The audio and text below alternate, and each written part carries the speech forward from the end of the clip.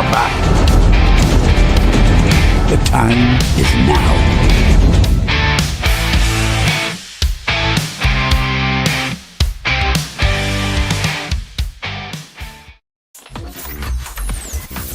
The final show NUFC Talk.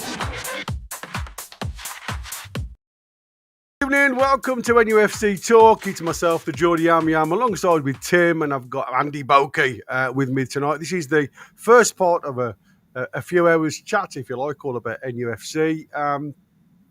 We're going to have a look at the game against Athletic Club, talking points, things like that. I mean, like I said, you have the highs, the likes of Mighty Win, and you have the lows, the likes of Bokey. I'm joking.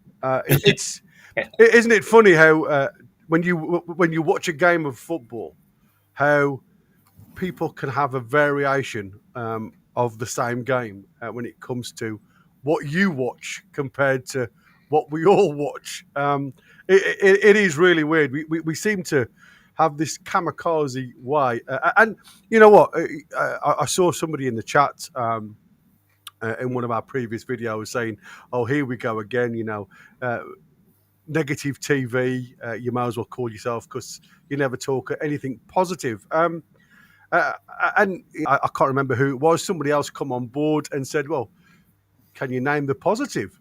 And I found it, again, I didn't challenge it. There's no point, because like I say, opinions vary, and it's not about us being negative. It's about highlighting the good points and potentially where it went wrong. And I think that, we can't just be on the one side of the fence all of the time. So again, this isn't a criticism of Newcastle, Eddie Howe, any of the players. This is literally a fan-based channel where, we all see a game differently. We all put our points of view across, and everybody has that opinion. And it's granted, whether it's a good one, whether it's a bad one, we'll air it. We'll talk about it. But anyway, let's crack on with the show. Let's do the housework, and then we'll start off. So again, welcome to all watching across the platforms. Thanks to everybody that works in the background, Chris especially, because he does an amazing job in the back. He sets up all these new screens and everything else. So well done, Chris. Don't forget, people out there in Viewerland, to help us along, please smash that like button for us. It certainly helps us get further. As a channel to other supporters, if you can, these two things are totally free. Subscribe, share, hit that bell for future content. Like I say, you will get a 30-minute warning to say that we're going live. Channel's always live, never recorded. So what you hear is what you get from any of us. If you want to support us, you can become a member. It's a small monthly fee. That's if you can afford it. Like I say, we don't want people out there getting stressed over some payments if it's not there for you. But it wouldn't half help us if you could, to get more of the content out to you guys. If you've got a question for anybody in the panel, then try and put a Q in front of it. But it ain't guaranteed to be mentioned, because obviously there is lots of people want their opinions. We will try and highlight as many as we see. Throw it into the chat just to get a two-way conversation. At the end of the day, this is for fans out there in Viewerland as well. But like I say, if you want to guarantee it, then you can use the $sign, throw us a Talk TV super chat, and that will guarantee that message right out. And obviously, anybody that becomes a member during the show, or anybody that gifts memberships out there, will also be highlighted. And if you want to, finally, you can jump on board with the Prediction League if you want to. It's a £5 entry fee. And if you can predict the Newcastle scores going forward, then you're a better fan than I am. Top 6 get a prize, top 4 cash, 5th and 6th get a prize, to the more of the value of the entry fee. Gentlemen, I hope we've all calmed down after the windfall last night. I mean, like I say, the idea for me is getting the points. Sometimes you have to play ugly if you like, but the main thing for me is getting the points on the table. Sitting 6th in the Champions League seems us quite in a healthy position. But the first thing I was going to ask you guys, and I suppose this goes across what Bokey was saying about the way he feels the new format has changed a little bit. I was listening to Craig Ope earlier on. He'd done a bit of a view, and he says the difference between Premier League sides and some of the European clubs these days is twofold. There is a massive gap between the levels of football between the two. And I think he was talking something about the amount of goals scored was something like 16-3 in the round previous. And in this round, it was 18-2 towards the Premier League sides compared to European sides. And I mean, I know Chris is an absolute, amazing supporter of European football, especially Spanish leagues and Italian leagues. And he has a really high threshold when it comes to the argument between the difference between Premier League and the European, the top five competitions, and top five leagues. And myself, like I say, over the last couple of years, I've dropped off a little bit watching European football. I lost the love for it to a degree. And coming back to this channel, it seems, and doing this, I've never lost, or my love for Newcastle has never waned, but actually watching them live had, unless it was on the TV or something like that, where you could sit down with a beer and have a chat. But like us, nobody in my family watches football, as only myself. It was virtually talking to yourself a lot, which is something that I do regular. It's when I start answering the question, that's when you've got to worry. So first of all, just to start tonight's show off, where do you rate the Premier League now across the top five European clubs in the Champions League competition? Tim, I'll start with you first, mate.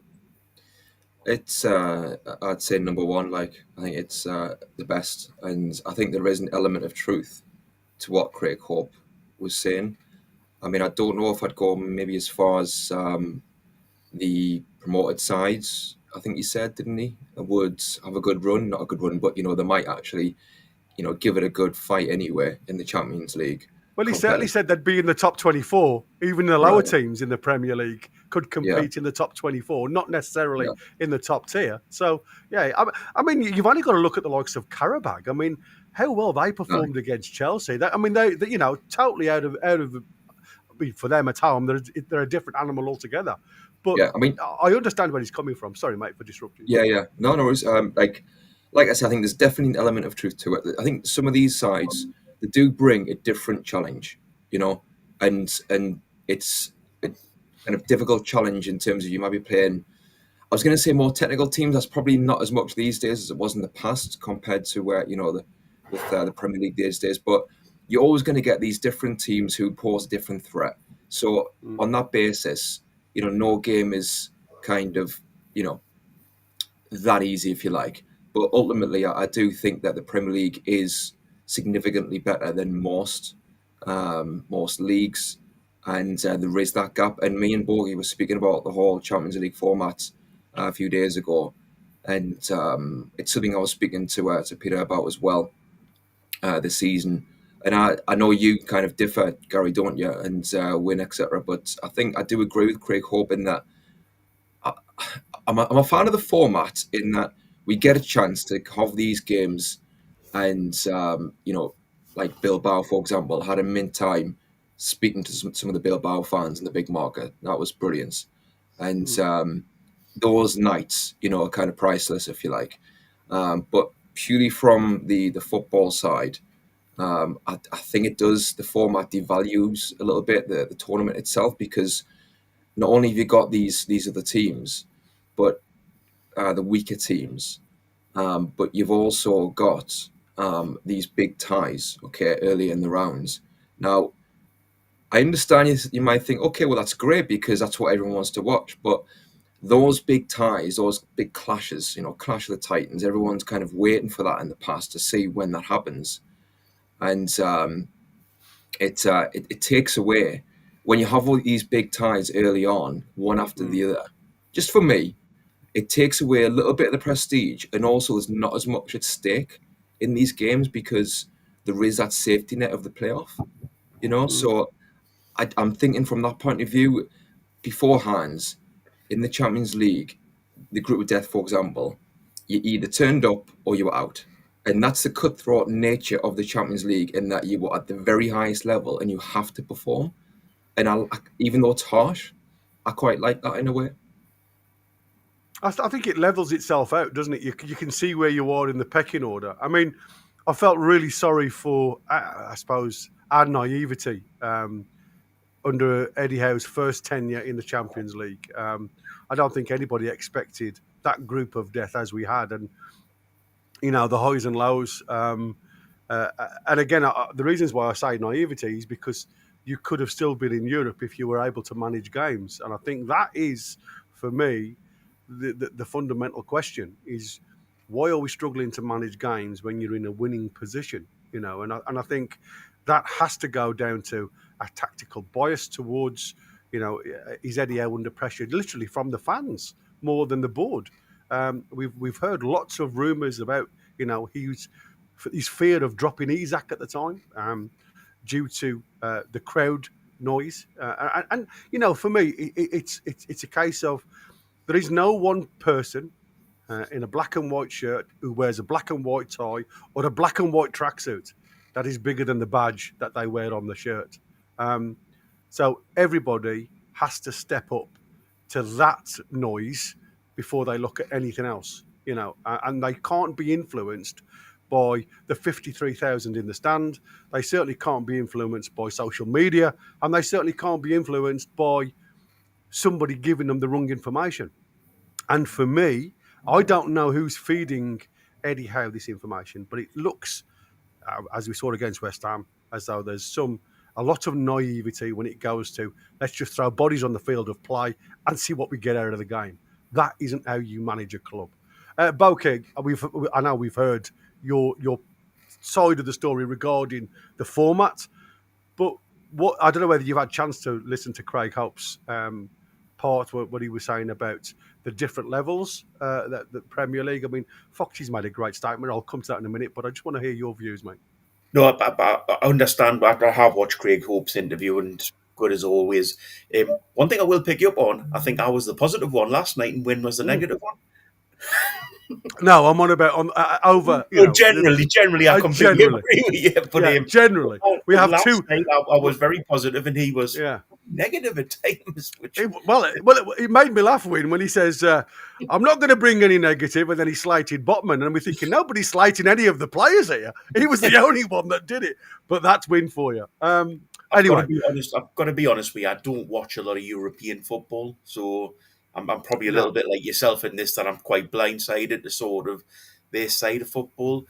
But I just think in the when we did have the all set up, you were ready and you'd watch and you could learn a little bit about the three teams that you want to be playing, and you knew their style, you knew what they. In this format, there's just too many teams playing each other. I struggle to do that, and I sat the other day because I didn't really understand the full format, and I've read it all up. It actually seems to be harder not to get through to the next round than it is to get through to the next round. It's been set up in a way that a big team, which we are now, a big team like us, if you don't get through, then you've done something massively wrong, because it's completely set up for everybody, all the big teams, to get through to the next round. So the jeopardy isn't there as much, is it? No, really. Well, that's what made me think of what Craig Hope was saying about, the lesser teams in the Premier League could potentially get to the top 24. And, there's a point to that I actually, I would say, believe in. But, you look at Athletic Club, who's had a horrendous start. They've got some horrendous injuries. And, I mean, I can't remember who, excuse me, who was in the chat just, who was saying, picking a team. Can you imagine Newcastle only being able to pick players from the northeast type of thing? When you look at them only having this, history of picking players within their own region, they're a great outlet. And like I said, even looking at that squad that we played last night with all those injuries, they certainly took us to task. It wasn't it wasn't a gimme. And there were still parts of that game that, if that goal that hit the post from Boiro had gone in, totally different setup then, totally different. I mean, Pope had to be on his measure. He made a couple of good saves to his left, one down to his right. So again, with all those injuries, and we still gave them lots of opportunities to get back into this game. So, but again, you're absolutely right, Tim, what you're saying. It only needs a couple of poor results because it is a lottery now, rather than like Boki was saying before. When you're playing them home and away, if you lose one, you've always got a chance to get them points back, against them, and it evens the numbers out. And I understand that. So I suppose it has taken a little bit of gloss off. But talking on a bias basis, and that's where I'm coming from on a bias basis, as a Newcastle fan, having already felt it being in the bottom place of the group, everybody was low, everybody's mood swing had gone a little bit. And then all of a sudden, we're back in it again in this totally different format. We'd all said previously, if we were in this format originally, I think we'd have gone far. Top 16. Somebody asked how much money is in when we get to the top 16. Once these, I think it's something like 60 million or something like that, isn't it? I know. I've read the report that already we've made 24 million. I don't know where that's come from. So it does pop the question to see where we're at. I will put. Chris, bless him, he's done some highlights of the match. Very difficult, like I say, because you can only do so much without going against the copyright. So I am going to just throw something on in a moment on the screen so we can go through it. But I was looking at some stats, if you like. Now, again, before we go into all the details, if you look at the key match stats, possession, Newcastle in certain parts of the game dominated. At one point it was 65%. But at the end of the match, it was a closer trajectory, if you like, 58% to 42%. Shots, Newcastle 8 shots, where you get Athletic Club 12 shots on target, 4 for us, 5 for them. So again, they had a big presence in this game. It's not as if all this domination of possession gets you more creation. Pass accuracy was good, 81%. I think anything above 80% on the percentile is good. Obviously, the clean sheet was good as well. So what got me, though, is when I read some of the highlights, Newcastle dominated possession and were more efficient with fewer shots. And I suppose that's common sense. It makes a lot of sense because, you won. But when they say dominated possession, I think we put ourselves under a little bit of jeopardy at times, especially when we were going backwards and allowing Athletic Club to drop onto us. I think we put ourselves under so much pressure doing that. I know me and Balky, when we were watching the match, we were both, oh my God, type of situation. I've always said, possession is only 9/10 of the law. It doesn't actually equate to anything. The beauty of having possession is trying to manage the game and play the ball around players that are in an advanced position. So hopefully you can punt the ball down the wings for somebody to go and run onto. What was your thoughts? Did you feel we were comfortable in possession last night against Bilbao? I wouldn't say so. And I think Eddie Howe has admitted afterwards that he expected Bilbao to be sitting a bit deeper. And the obvious plan for us to counteract that was to keep the ball and keep the ball moving around. And when the game kicks off, we then find that Bilbao are in our faces. So then we continue to try and play the ball out, keep the ball on the floor and play around Bilbao. But that was a lot more difficult when they had their press really well executed. And Bruno, I thought all three midfielders struggled with that press. Even Tonali, I think, struggled with that press to begin with.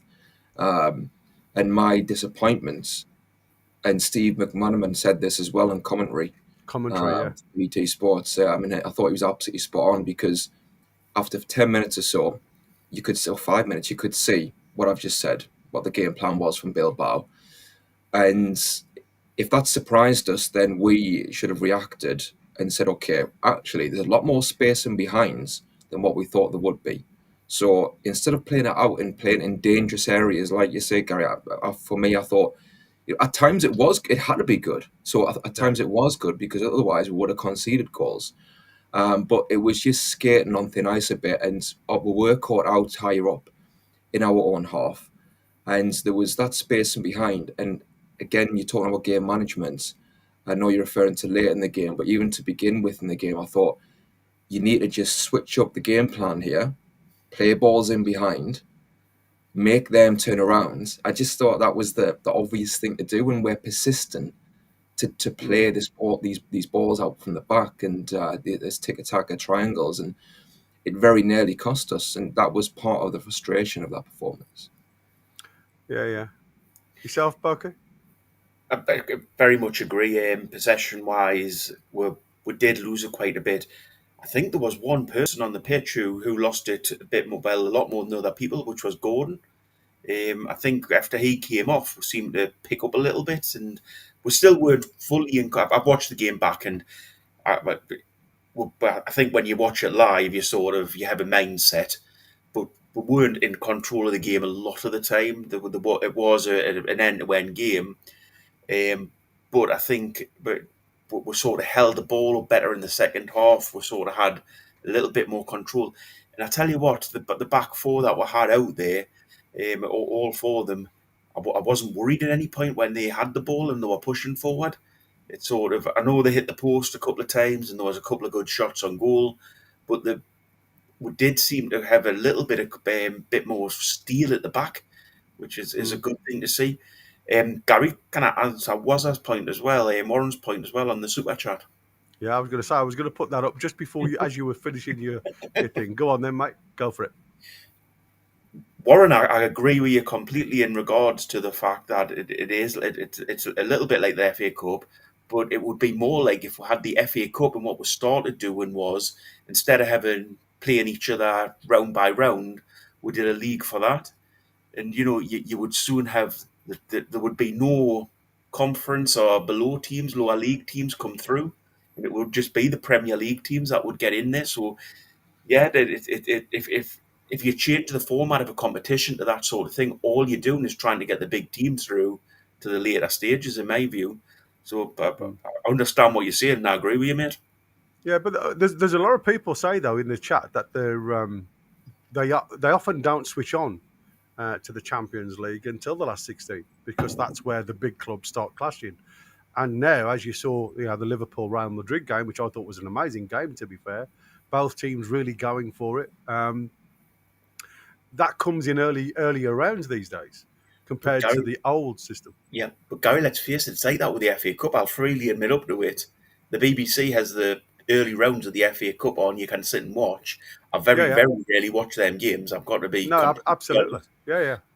So it's the same thing, but I think you've got to have them rounds to give them teams that highlight and that chance to get the money on the BBC and to as a smaller club to be able to do that. So exactly. It's understandable that people want to see the big games, but the fans who are of a grassroots team want to see them littler games as well. Yeah, absolutely. I just think as well, like with that Liverpool Real Madrid game, I think over time the novelty of seeing these big games so early might wear off, and that then damages the prestige of these types of fixtures over time in the later rounds, where it's like, okay, we've got these two big teams facing off, but actually we've just watched a bunch of these fixtures, do you know what I mean, months ago, whereas before you had to wait, it was anticipation of these big fixtures coming up. These big clashes, yeah. Exactly. And I think the fact that if you look now, I know it would go against us in regards to this season massively, but having 5 teams from the Premier League in the Champions League, which is a quarter of the league, is getting ridiculous. In my view, it should be at most 2 or 3 from the league, not the amount that's going in now. In that way, you can make the competition smaller. So you make it smaller by having the top teams from each league in there, but the real top teams. Yeah. And I think that is where it's when they expand everything. That you talk of the World Cup now, they've expanded more countries into the World Cup. It does take the shine and the gloss off it, but There is nothing. There's no reason why these lesser teams can't get involved in the bigger competition. So, like you said, same as the FA Cup, with the non-league sides, when they get into the preliminary round, I mean, it's fantastic. Was that just for those that are listening rather than watching?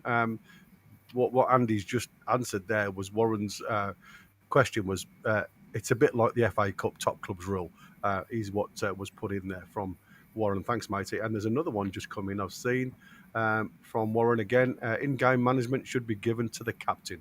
And to a point, I think you've got absolute bang on there for me. I think I don't see enough on-field captaincy going on at Newcastle at the minute. And that's been a concern for some time. Again, Warren again. Surely the 8-game format gives them more money. Well, talking about money, I've just, blessing my mate Connor's in the background, giving me some support as always. Champions League money. I've got to put that in. Irish Assassins just throwing a cracking picture on there. Champions League money, 1.8 for each group match. 1.8 million. Winners get 21.5, runners-up get 15.9, semi-finals 12.9, quarter-final 10.7, round of 16 9.4. And it's a £15 million entry fee. So again, from what all the bits and pieces that you've seen with the gate receipts and everything else, Newcastle up to yet have made 24 million. I'm not sure whether them figures are exact correct, but that's what I've read. So you can see that playing these fixtures, 4 home, 4 away, you are going to coin it in a little bit. And I think that's for us who've been struggling with the PSR type of wrangle, it bodes well in that source. But it does take the gloss off the competition, like Bauke was saying about, smaller clubs being involved now. And I mean, I think Foxy said the same, when you look at, they're supposed to be champions. This is a Champions League, and they're not champions, are they? So let's have I have starred a couple in chat. So I am just going to look at the couple that I've starred before we go any further. I think the channel has panelists with varying views, therefore making it balanced overall. Would be boring if you were entirely one way and there would be no heated debates. Thank you, Flynn. Andy Barwick. Didn't realise Bilbao only have players that are from the Basque County. Blew my mind. Imagine we could only have players from the northeast. What a great football club. Got my respect. Absolutely, mate. And like I say, a lot of people were up in the market yesterday, I believe, having a few beers with the red and whites. He's Foxy here. There's a typical English ignorance towards the rest of the European leagues.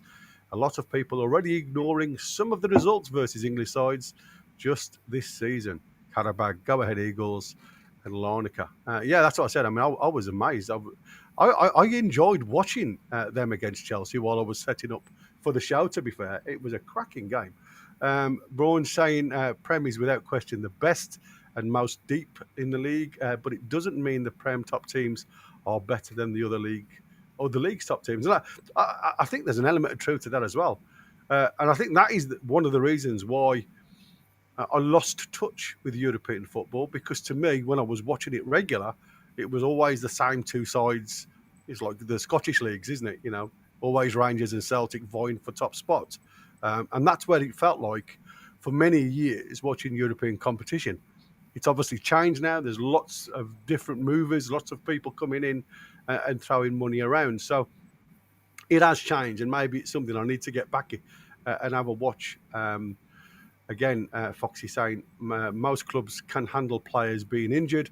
Bilbao is one club that really can't due to the Basque rule, especially when it's key players missing. Yeah, totally agree, mate. Certainly scuppered their chances against us, I think. Geordie up in Scotland. Great seeing 3,000 Bilbao fans in the big market now. Love being part of the European Adventure Nights out in the European football world. Great stuff. Thank you for that. Let's jump into the video, because like I say, after this, I was going to ask you guys if there was something. We'll stop and start it anyway. It's not going to be all video because it becomes probably a little bit boring if we do that. So we will go through it and stop and probably get some summary of what's going on. But what I do like from what Chris does is the way he highlights everything for us. You get a bit more of an idea of what's going on the field of play. But there's a massive question that came from the Craig Hope's not interview, but his video, his YouTube video, and it's something I was going to ask you boys whether you feel it of a similar ilk. So we'll watch the game and then we'll come back and we'll if we've got time, we'll have a go at that. So here we go, and like I say, it will be stopped to start. So don't worry. If there's something that you want to see again, let me know. Again, look at Malik Chow. I mean, this lad at the minute for me, his vision is phenomenal. The way he can feed the ball through, like I say, J7's offside goal. Again, finished really well. I mean, but very difficult finish at the end of the day. A lot more difficult than the one where he handballed it, and he had an open net and put it over. But we'll come to that in a second. What's been your thoughts so far on? I say we'll come back to the video in a second. What's been your thoughts on the rise of Malik Chow? Tim. Well, those sort of passes have been massive for us, and will be massive going forward. Those penetrating passes, and I think you can't really undervalue how much that helps us to get from A to B and get in the final third. I hadn't seen him much at all. I mean, I would have seen him here and there without really taking note of look, it's Malik Chow. So I didn't know exactly what to expect. Obviously, I'd heard he's pacey, he's really talented, sometimes a bit hit and miss. So I have, based on that, I've been surprised at how he's came in and just hit the ground running, where he's playing as if he's been in the Premier League for years and years.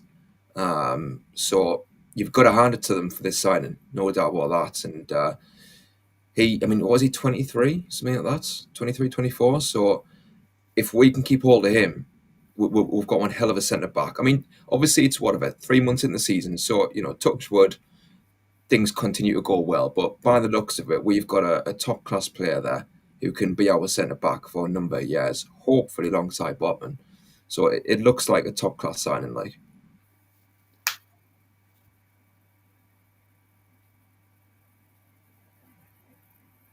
You muted, Gary. See, that's what I'm saying. This could be a problem with my mic because I can't see it on my screen. So apologies. You have to keep telling me, guys, if it goes on to mute. Yeah, cheers, dude. What do you think then, Andy, for what you've seen of Malik Chow so far? I think the potential there is massive. He's don't get us wrong. He's had a few faults, but his overall great game is brilliant. He's playing forward of the ball is massively good, and I know Wynn has a bit of a worry about Botman, but I think with them too, if you give them a few games this season, so maybe give them the sort of a good 5-10 game run together, I think they could become a top class Premier League central defence force. Chow himself, he's got the attributes of Shaw, but I don't want to jinx the lad here, so I say this with fingers crossed.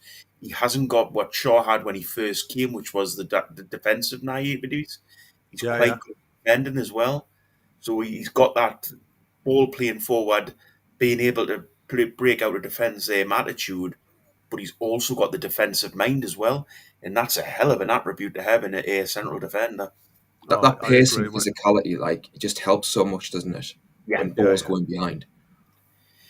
And I'll look short a bit, but I think now he has to be used in moderation, if you like. So sort of he comes into certain games, but I think Chow now is with natural selection in that position. Yeah, I mean, for me, he has been, like I say, I know people are going to say that it's Vultamoder, but for me, he's probably been the standout signing so far. Eddie Howe signing. I know people are saying, well, Tonali and everything else. But when you look at the way that lad has walked in to that defensive unit and goes to, into that zone where he's comfortable, right centre, right back even, he didn't look out of place. You know what I mean? And then he goes to left centre back. And he does it without any whinge, doesn't drop his head. His momentum continues. And that's what I said. For me, I know Tonali's the horse. He's the one who goes box to box, controls everything. But the one player to me that you look for a little bit of control at the back, somebody who's not going to panic under pressure, somebody who's going to try and play that progressive ball along the floor, not like Shaw, who goes over the top a lot of the time, right to left, but he's going to play it along the floor, into feet, and drive us forward, sometimes bypassing some of our best players to get that momentum going. And I think, that takes some doing. Malik Chow's been called up for Germany, believe it or not, even though he hasn't been, involved at all. Now all of a sudden, and again, big up to Eddie, I suppose, and his crew for getting him playing the way he is. Because, like I say, at the minute, he's looking a different animal altogether, and long may it continue. Gary, if he keeps playing like this, how much is he going to be worth? It's another one where we've paid a lot less for him, and potentially, if he keeps going like this, he's going to be worth a fortune. I cannot believe that nobody else was coming in for him, mate. I said that. I says, how is he? Obviously he was going to Como, and I don't know what happened there. It fell through at the last minute. There'll be clubs kicking themselves now. God, absolutely, mate. Botman as well. Even he was, a snip really. I think I know he's had injury problems and stuff, but even him, I think a lot of clubs be thinking, why didn't we take a? Why didn't we take a punt? Yeah, exactly. Yeah, no, I agree, mate. But for me, let's have a look at this one before we get any further. We should have bought Wissa in January, methinks. Perhaps. But again, it's easy saying that now. And I think Eddie realised, just having a striker, he's putting pressure on that striker. Surely I don't think he's going to make the grade. I think he's improved, but I don't think he's going to be anywhere near Premier League ready for a few years yet. Yeah. And I don't think you can. I'm not blaming the kid. I'm not blaming him at all. This was warning shots, if you like, across the bow when we bought him, because obviously everybody, you said, even the Sheffield players were saying, lads were saying, thank God we've got money for him because he couldn't hit a barn door from 5 yards.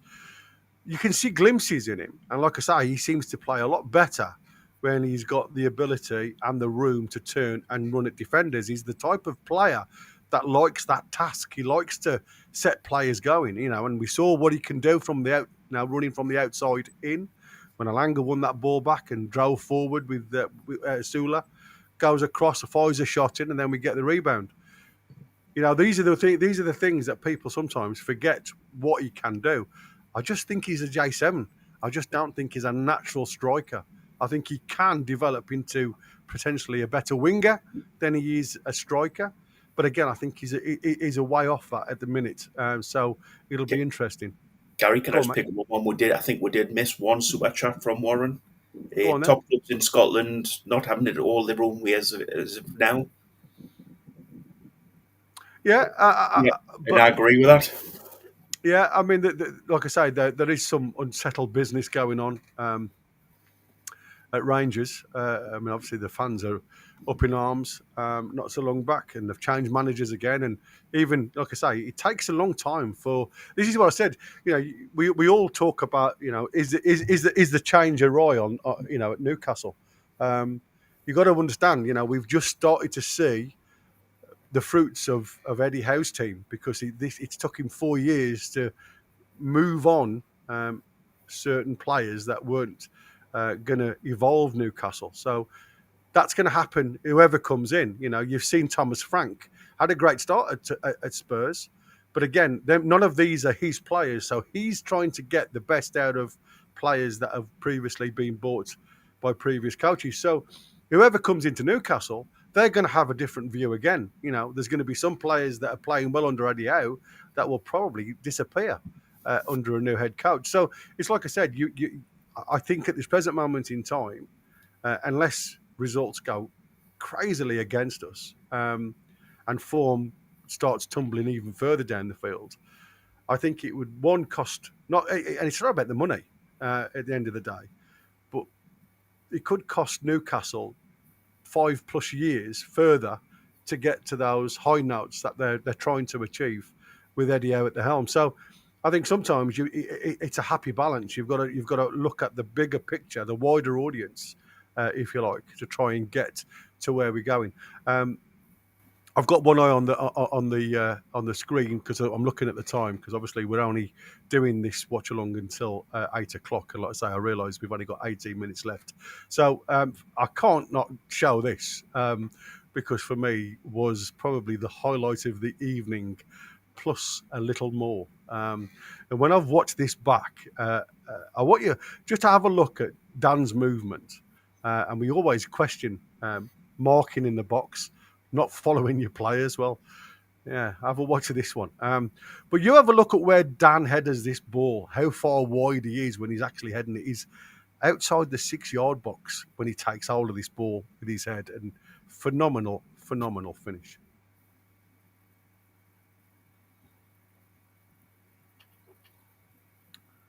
I mean, there you go. There's his marker going the other way. I mean, look at this here for the header. I mean, it is some header. 18 yards out, if you like, when he heads it, and you've also got the width on it as well. So poor marking from everybody. Again, we talk about the Rolls Royce at the back, Malik Chow. I mean, his recovery here. I mean, you've got Botman and Byrne on the way back here, but Unai Gomez, who obviously has only, according to Fox, he only played 3 times this season, and that was the 3rd time last night. So he's not the sharpest that he could be, but it was well covered, right to left, if you like, on the diagonal, that Malik Chow saw the danger there and cut it back. And this for me was out. It deserved a goal. One hell of a shot from Byra. I penned his name in from the start. Pardon the pun. But I mean, look at this, the way he catches this. I mean, it's straight through his laces. The shape of this ball is phenomenal. And it's like an arrow straight off the post. And luckily, it didn't go in. But this is criminal. I mean, let me just stop that there. I mean, yeah, he handballs it. And you have to question whether you can. You guys can't see this. Are you guys watching this? Oh, yeah. Can see it, yeah. Cool. Yeah. I was just looking. I just looked up at my screen, and I'm thinking, why isn't it on the screen? Because it's not on YouTube at all. But I can see it live here, so I don't know what's going on. It looks like it's frozen somewhere in the ether. It is on YouTube as well, mate. It's not on mine. Oh, okay. Unless I'm a little bit behind you guys, I might be, because, like I say, my electrics at the minute are all over the shop since our flood. It is. Chris has just said, yeah, it is on YouTube. It's just different on mine. I'm about 2 minutes behind you. When you look at this goal, well, this no goal, when we were watching it live, Andy, you actually looked at this and thought, just put it in the net. Yeah. You've had that lucky deflection back off. Good save by Simon, to be fair, the keeper. Lucky deflections come straight back at you. At first, I thought the linesman had blown for offside, but obviously he gets done for the handball. But that is criminal. Even now, I mean, that's led him off the hook massive. I mean, look at Eddie Howe here. I mean, he didn't say it, show it, but he's got his head in his hands. I mean, it was a good save from their keeper to begin with. I don't want to be too harsh on Joelinton for the first chance. He's kind of kept it low, bit unlucky, good save, but I obviously follow up. Yeah, absolutely. And I think that is another thing. I mean, like this one here, there's a ball over the top. Dan Byrne throws the ball over the top, and again, you're 4 players high up the field, really pressing. trying to get involved in the game. And that's what we want. We want to see. Sometimes you've got to bypass that midfield. You've got to get the ball up to your front man quick. It's 4v4 if they, if Bruno really gets his laces going, whether that's Vultamoder or whoever. I think it's Vultamoder the way he's running. And when you look at this here, it's a great first touch from J7. But like I say, it's just a shame that he gets that handball and goes. But lads, we've got to accept that if we play a J7, we're going to have them situations. He's not a natural goal. But we'll realise this from the bad old dark days under Bruce. He's not a natural goal scorer. No. Maybe if you play Ramsey there, then you've got maybe a little bit more of a chance. But I think. So, but do you think he's one of these? At least he was in that position to be able to do it. I think that's maybe the thing that we're missing out on slightly is he did get into the position. Yeah. Do you think then he's one of these players when he's got to think about it, it's gone? He's under pressure. He's always been like that, Gary. I don't think we're not talking about him. Yeah, exactly. Exactly. Yeah. There's a few in our team that seem if they think about it, it doesn't go anywhere, does it? Yeah. This is Joelinton's goal, by the way, and I think this is some really good play. And again, we talk about selfish runs. Dan Burn going on the outside gives him the option. You've got Tonali just sitting on the edge of the box, another option. And again, you question where your markers are. These lads, he's pointing, he's seen the danger with Dan Burn. He's shouting this guy, I can't remember who it is now, but, watch the runner type of situation. He's doing the same. Look, he's pointing, he can see the danger on the overload. But again, some of the marking inside the box is a little bit questionable, I must admit. But a great cross, drops his shoulder, gives himself a yard, dinks it in, and from 6 yards, I mean, that neck muscle of his does him the world of good. Again, a little bit lucky, if you like, because the deflection after the shot deflects straight back to him. But like I say, this half a yard here, I like. Just get it half a yard, and that's really difficult to do. Just dink it because it's only something like 12, 15 yards that he's got to try and it's more a delicate cross rather than a drilled cross, It's a lovely cross, isn't it? And yeah, absolutely. He had a good shot there before, obviously, like you said, lucky with the ball coming back to him, but I was pleased that he managed to get a shot off at least Harvey Barnes, because we haven't seen that too much this season with his trademark cutting in and getting his shots off. So I think you've seen signs there with Barnes, as to what he can bring. I know he wasn't in the game loads, but that quality there is what he can bring to the table. I think if he's given a run and you can kind of just have a bit of patience, that's one of the reasons why I play him. Like, can I just say as well, that chance doesn't come like that if it's Gordon playing. No, Gordon doesn't do that sort of thing. He doesn't do that sort of play or cross. So Gordon's got his strong points, but that side of his game isn't his strong point. No, but you've also got to take into consideration this was Harvey Barnes' left foot as well. So it's not only a decent cross; it's with his weaker foot. Yeah, it's not a swing in there, is it? Exactly. It's a lovely, delicate. Yeah. It's a sand wedge, isn't it? Takes it off the surface of the sand type of thing. And it was pinpoints. But again, you look at J7 here. Some of the defending, like I say, was criminal. But again, you've got to give credit where credit's due, I think. So again, nice movement from Barnes, drops it back to Bruno. And again, you look at Dan Burn here, the high line. Me and Balky were laughing. Imagine if that went into the corner of the net, into the bin. I think it would have been, it'd have gone and put the lottery on. I think I said I would resign from the channel and never ever commentate on football again. I was going to say that's the whole thing up again, wouldn't it? That'd be a new twist on the whole debate of Dan Burn being high up. There's definitely no chance Win would have been on the channel last night if that had went in. Yeah, absolutely. Obviously, they had a couple of chances. What do you think of Popey from that aspect? Because, he wasn't really involved in the game a lot in the first half. Everything was in and around him. Like I say, a couple of close ones. I mean, obviously the one that hit the post was a close one. I wouldn't say Unai Gomez was a close one. It did come off the post, but he did look like he'd covered his near post on that one. But I do look at like some of these shots, because that was a difficult shot that he's just saved there. When it comes to shot stopping, we know that out of the two of them, Pope beats Ramsdale. Yes or no? I'd agree. I mean, I think I did say before after the West Ham game that I was questioning his agility. So maybe I'm contradicting myself a little bit in that way. But Pope comes up with these saves, doesn't he? Where you think, oh, there he is. He's solid. He won't let us down too much. Yeah, exactly. But with that save there, I think it was that one of them anyway.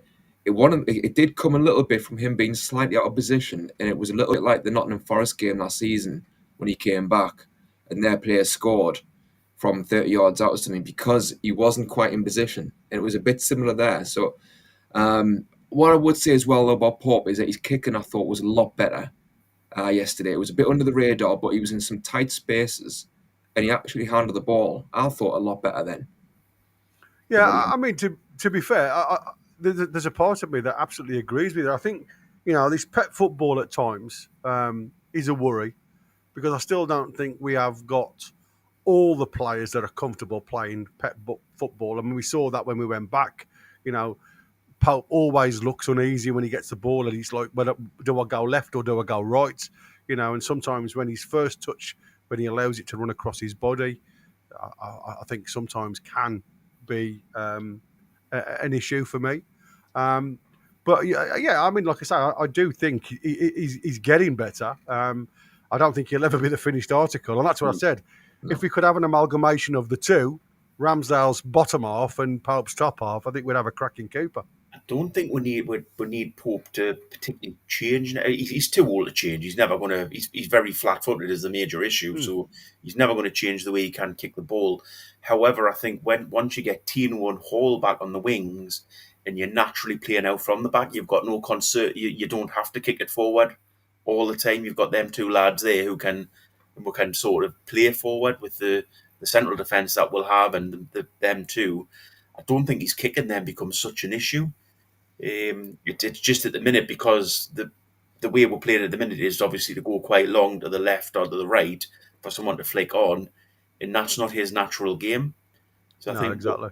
But once we get the younger lads back and we can play the game I think Eddie wants to play, which is to play out from the back, which I don't necessarily agree with, but that is the way obviously he's going down. If we do that, then I don't think it affects Pope in regards to it. Sorry, Pope isn't an issue in regards to his kicking. No, I agree, mate. I agree. Like I say, it's something to watch. This is Vultamoder's missed chance, which I thought was, a missed chance. And everybody's been talking about this missed chance, because when me and you were watching it, Andy, we both said, it's probably an inch or two just too high. Couldn't get over the ball. I haven't re-watched this game at all, to be fair. I haven't had a chance today. So this is the first time I am re-watching this opportunity again. So let's see if we can analyse it a little bit deeper during this one. So again, nice movement from everybody. I thought it was no, this isn't his header. This is the chance at the back stick. Now, I want to ask you, I mean, it was a great ball from Murphy. And the one thing for me, this is either Vultamoder is gassed or he's had a shout from Langa. Because to me, he makes no effort whatsoever to get on the end of this. Is that something I'm missing, or do you guys agree to this?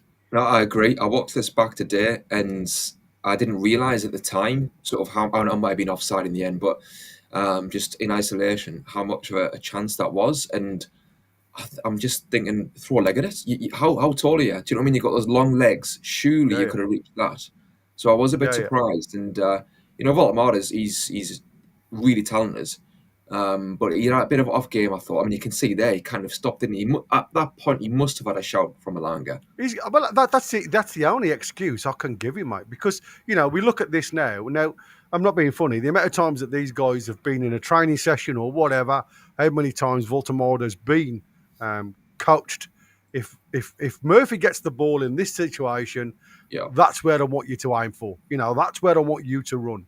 because that's where you're going to get most of your goals. And when you look at, I mean, Chris, and he's highlighted both Langa on the back and Vultamoder here. Absolutely optimum positions. I mean, I know he hasn't got the pace, but, you know, it's a perfect position as a forward pairing, if you like, to get this ball. And like I say, you know, Ilanga has got to make up the hard yards. But for me, it was certainly one that went missing.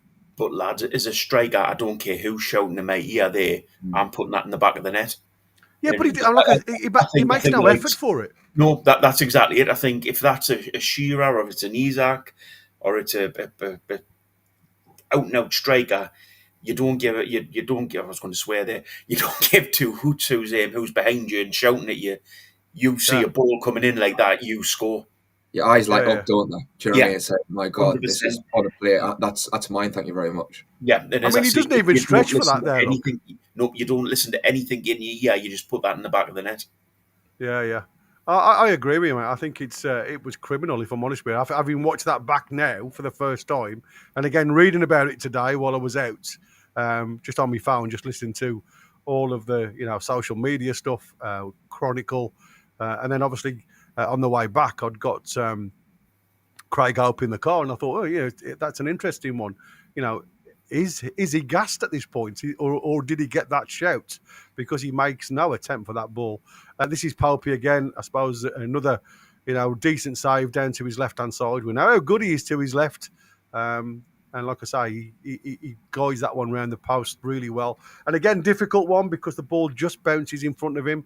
So he has to keep his eyes on the ball. And that is it. That's the end of that. So literally, like I say, it's the perfect tonic, I suppose, going into the next 4 games. Because like I say, we're halfway stage now, happily in 6.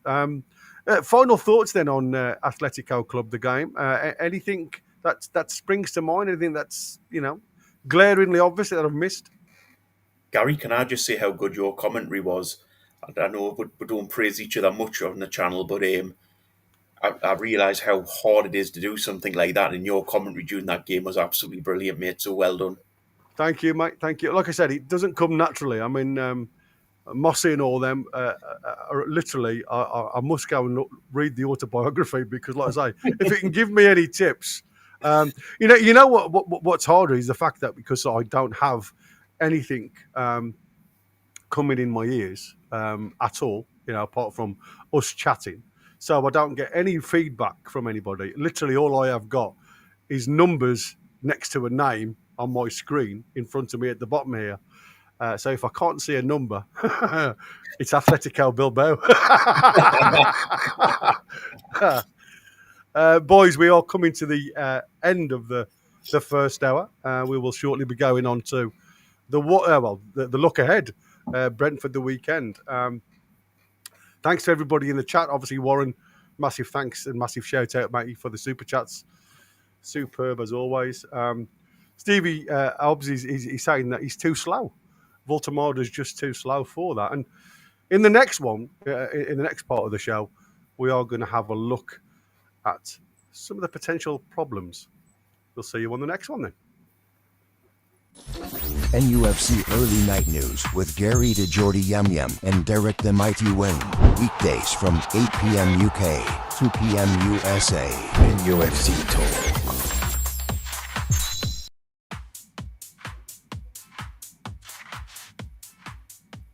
Muted, mate. I'm going to say, I thought your friend was coming on, the terrible twosome himself. It's Peter. We've got him with us. How you doing, my friend? You all right, buddy? Right. Now look at that. Look at this too. Now everybody's going to be going, "Ooh, I'm glad Balky's in between the two of them." I was going to say I can't sit between these two, surely. That's better. Absolutely. Right then, guys. Like I say, we've just had the final shout, if you like, on the Athletic Club game, and like I say, 3 points valuable to us. But the away form of Newcastle United going forward, whether it's be Premier League or Champions League, is something that we have to discuss because we're void of ideas. It looks like, and like I say, it sprang to and there's lots of questions.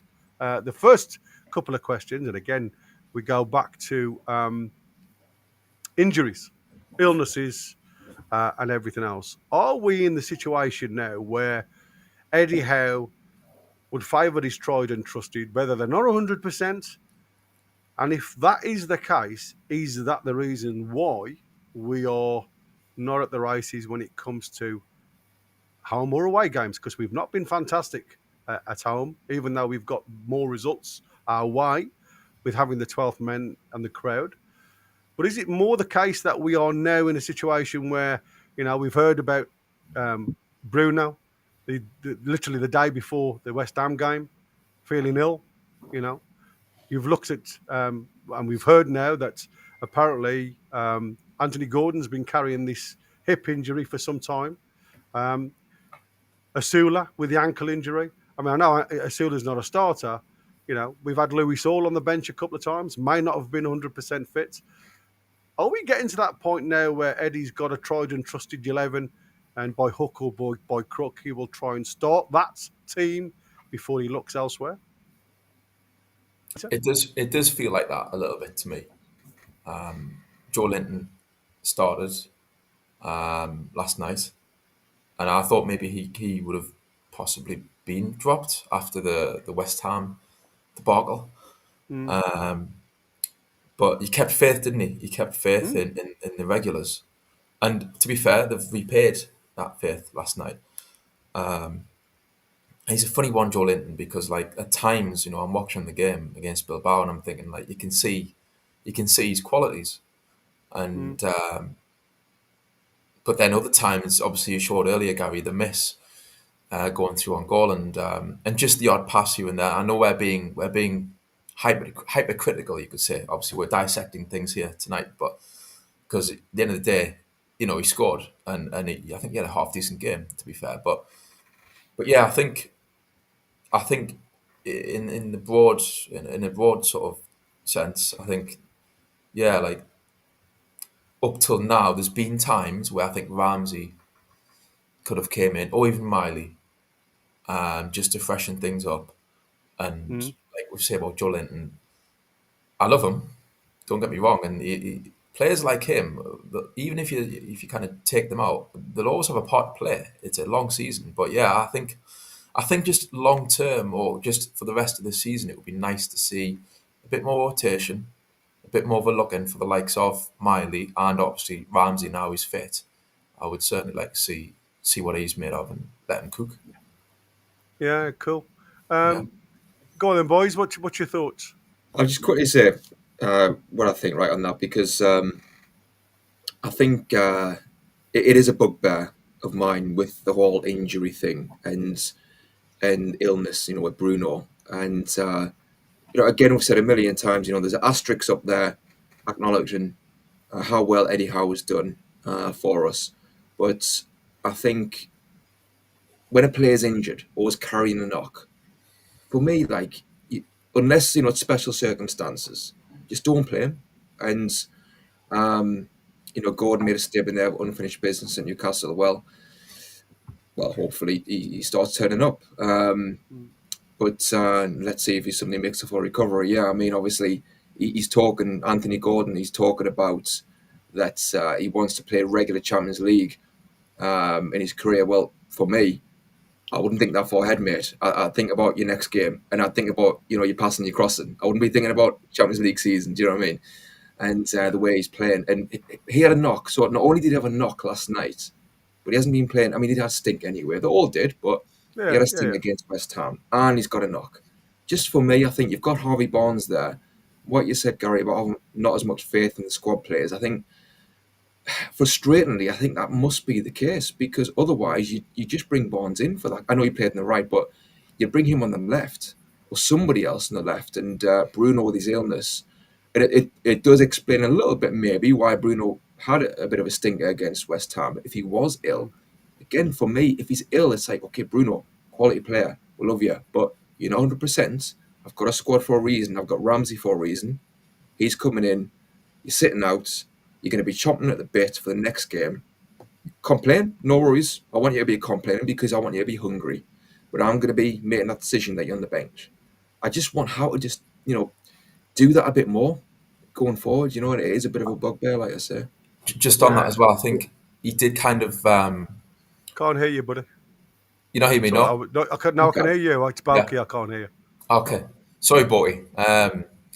Just quickly there. I think to answer your question as well, Gaz, I think the answer is yes in terms of does he have, he's kind of set, stone wallers, if you like, of who he's going to play, because in one press conference recently, he got asked about Bruno. I've forgotten which one it was now, but recently anyway, about his availability, and he mentioned about him being a bit under the weather, but he said we're gonna kind of, he's so important for us, and we're gonna kind of see what he's like on the night, kind of thing, or on the day. Yeah. And that's like, well, you've given the game away a bit there. You've basically said you want him to start regardless. He's in the team. Yeah, exactly. He's in the team. Yeah.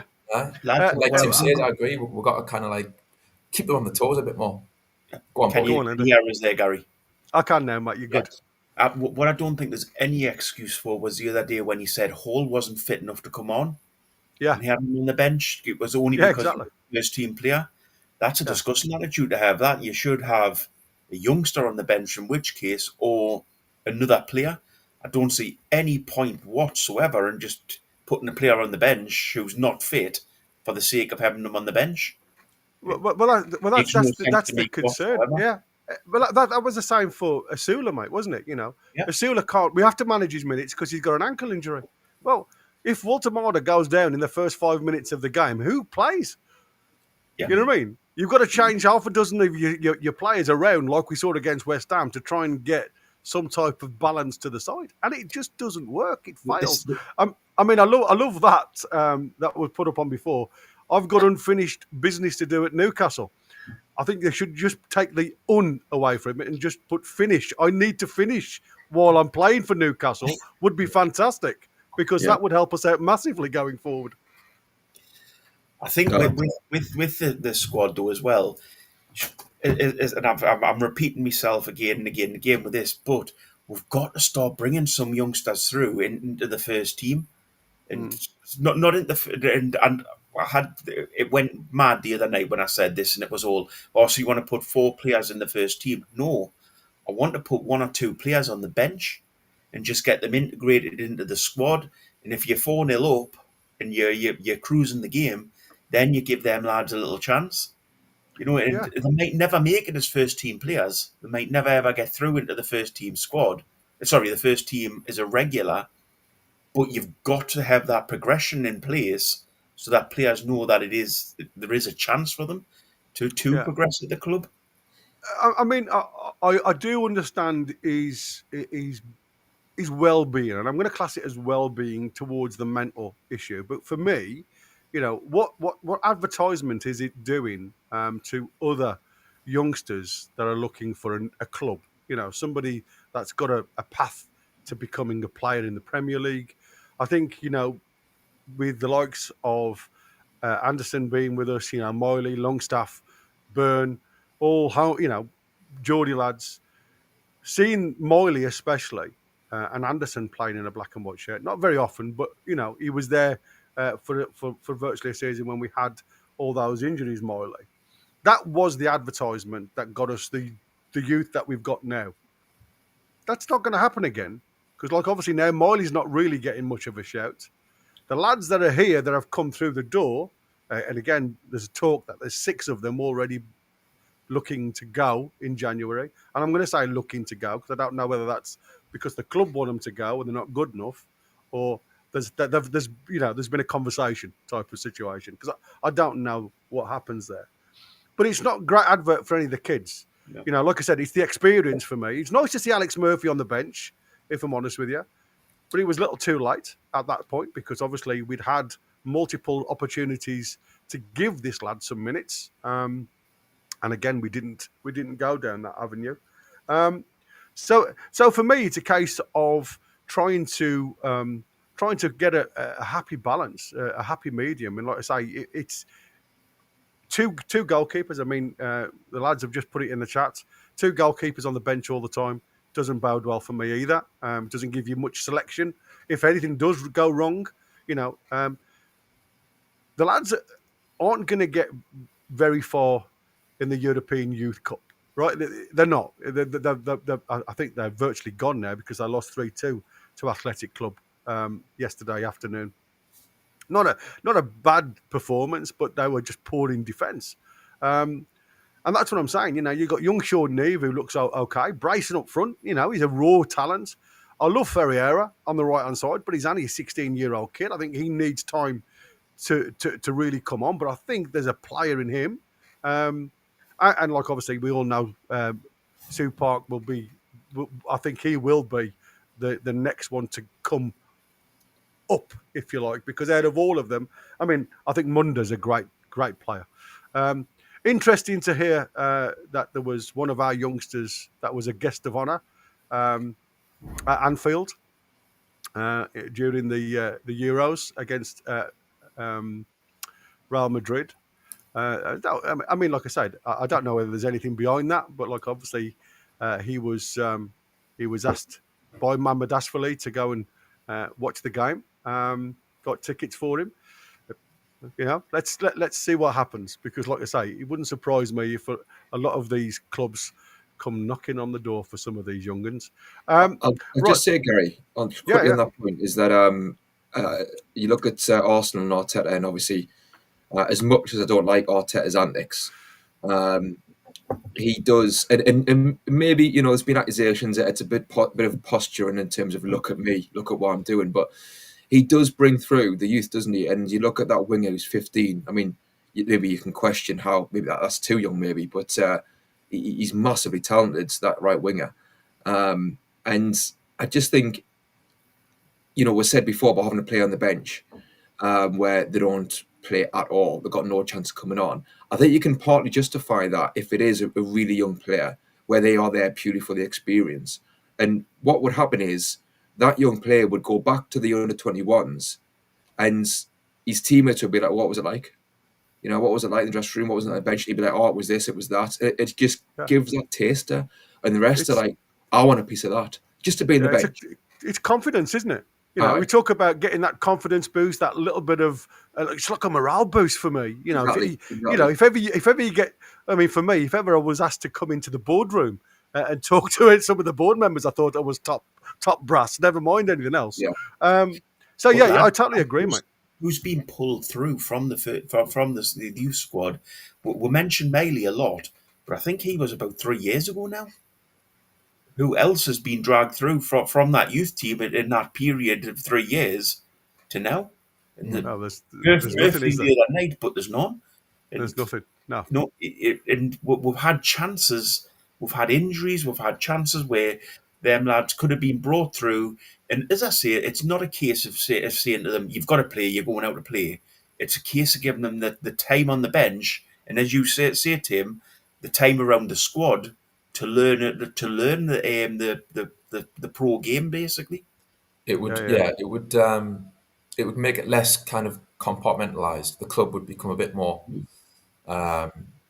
connected that way from all the different levels.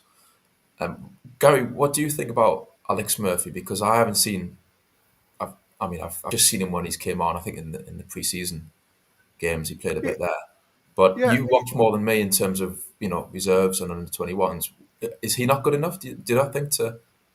It's hard. It's hard to say yes or no. If I'm honest with you, I mean he's okay at his own age group. He's not one of these players that shines. But at the end of the day, he's a centre back that plays left back. That's where you're at. I mean he can play in that position. And to be fair, he got a cracking assist. Was it against not Mansfield? Can't remember who it was against now, but it was his overlap, if you like, Dan Burn-esque, passed on Park, and he got the delivery into the box where you needed to. So he has got it about him.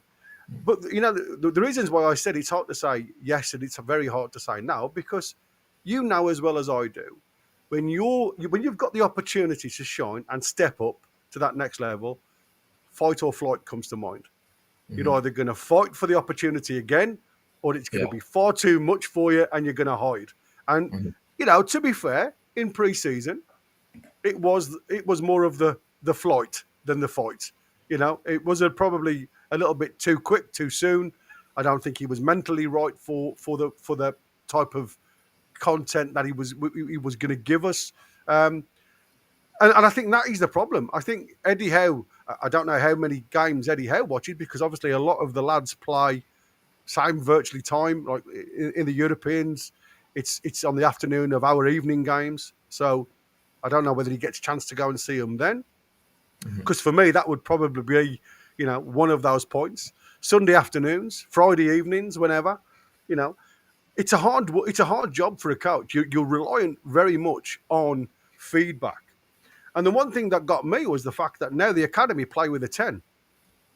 Because Sean Neve sits in the 10 slot and Bryson stays up top. So if that's what they're doing there, is that an identity thing? Is that something that Eddie Howe has in his locker, but hasn't got the players available yet to play the system? Well, good question. Right? Go on, mate.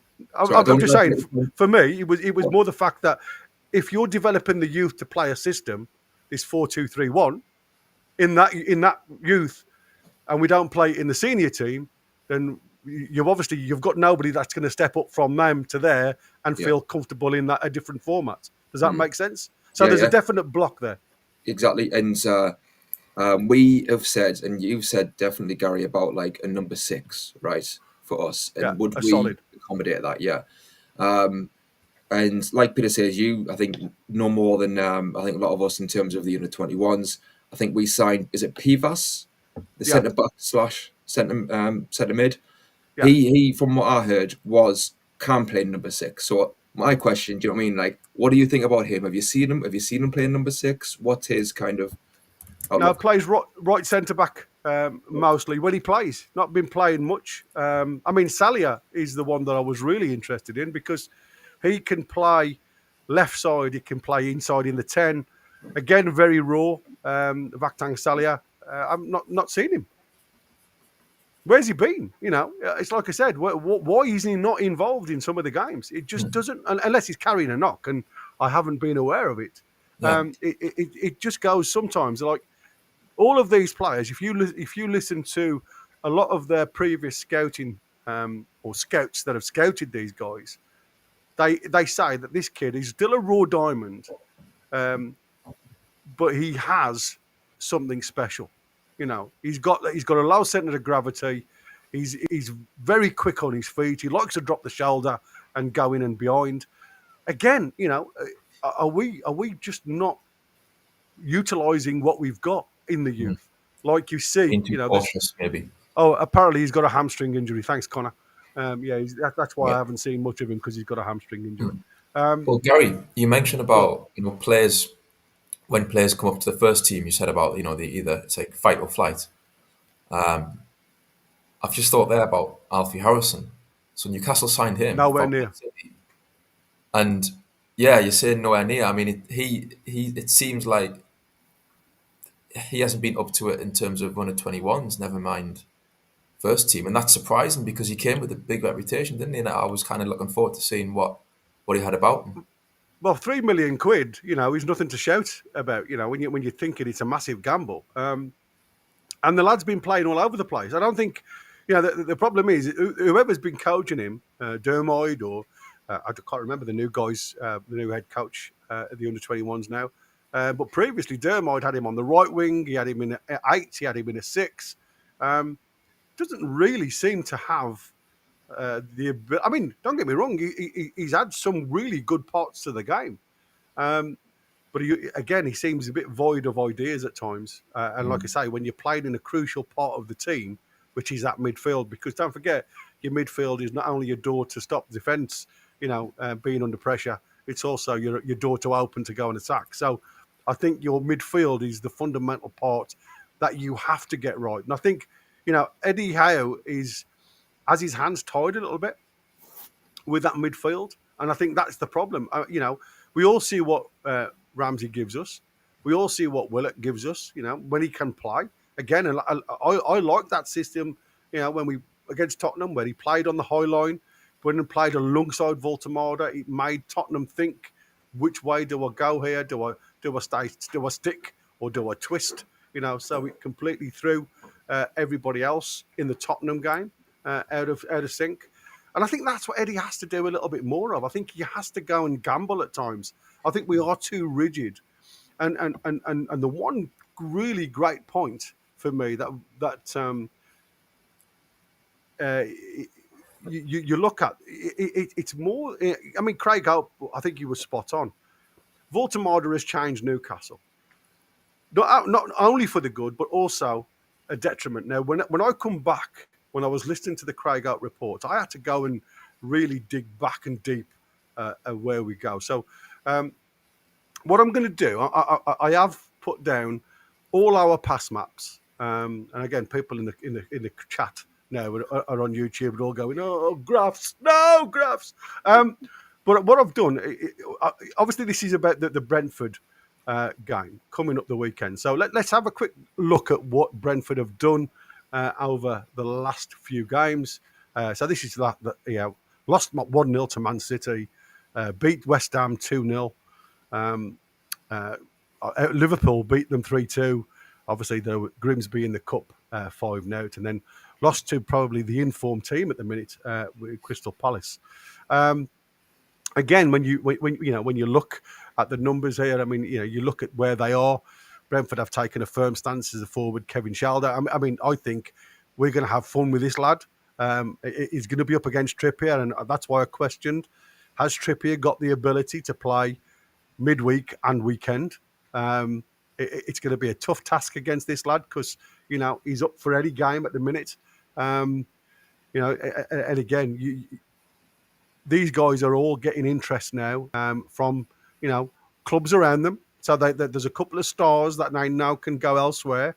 And again, they sit 12th, 13 points at 10 games, showing room of improvement. And again, for me, their biggest thing that they are missing massively is an out-and-out attacker.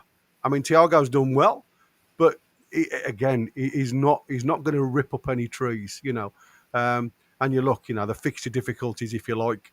It's going to be a tough few games for them, Newcastle at home. I mean, it could go either way. Then you've got Brighton. I mean, Burnley should be a given. Then Arsenal and Tottenham away. So, I mean, they have got a couple of absolute cherries to come through. But again, if you look at where we are in the league, 12th and 13th respectively, you can see that this game on Sunday is no gimme. This is going to be a really tough task for Newcastle to go. I mean, you look at the goals; they've scored more goals. Yes, they've conceded more goals, but again, a lot of their goals come when they're at home. A lot of our goals against come when we're away. So it's like, whoa, where do we go with this situation? I mean, looking at just what I've pointed out there. I mean, lost a couple of really close games. Man City, 1-0, not an easy opponent at any time. I mean, I know they went through a little bit of turmoil, but they are currently sitting in second place. I mean, Arsenal at the minute are absolutely flying.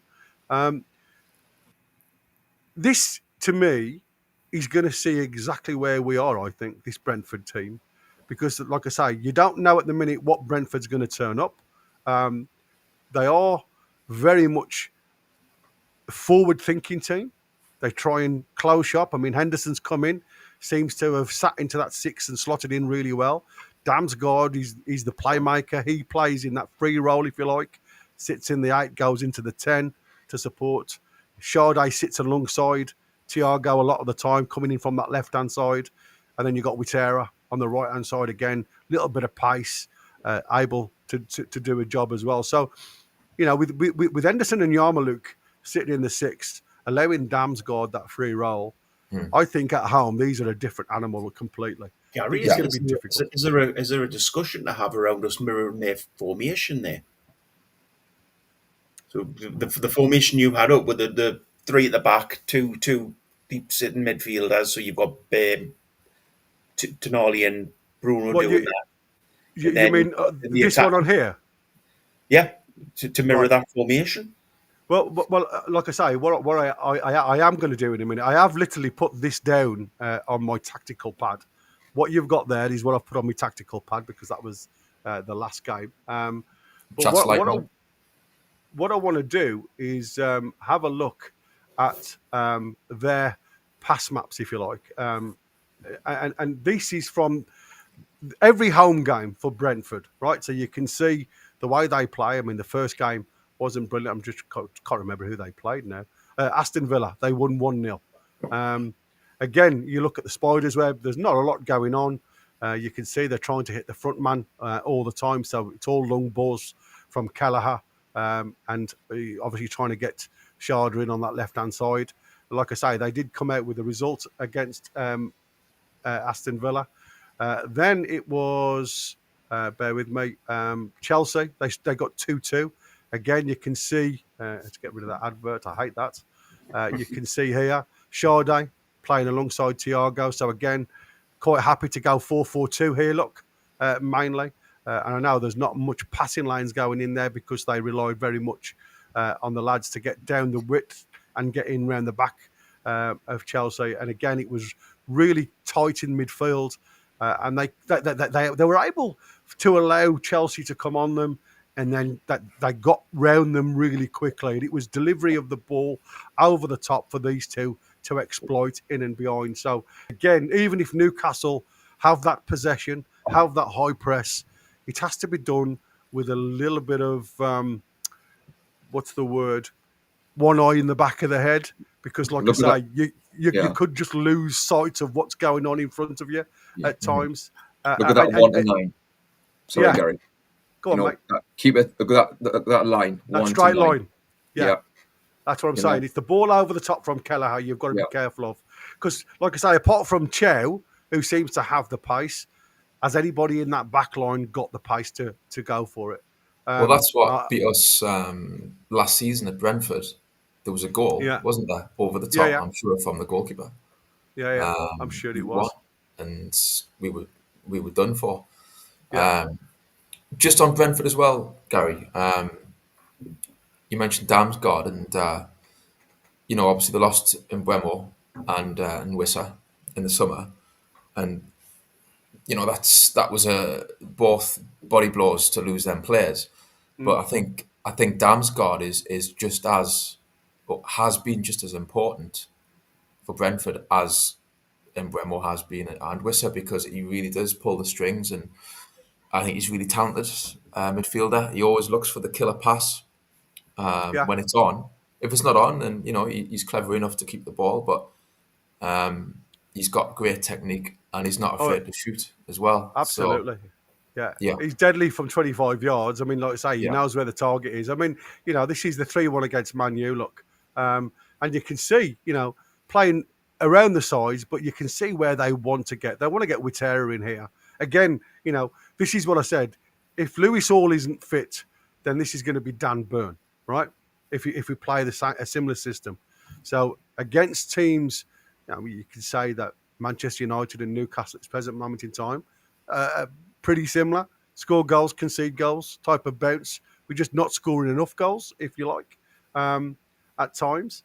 But again, you can see the aim, and what they do there is you've got the likes of Thiago and Sade will just ghost in at the back stick and pick up any of the pieces in this box. So again, what they're looking at individually, and you know what, for me, as you just said there, Pete, if you going down that situation where they've lost 2 of their main players, I put these guys and the head coach, who I think was the biggest pull.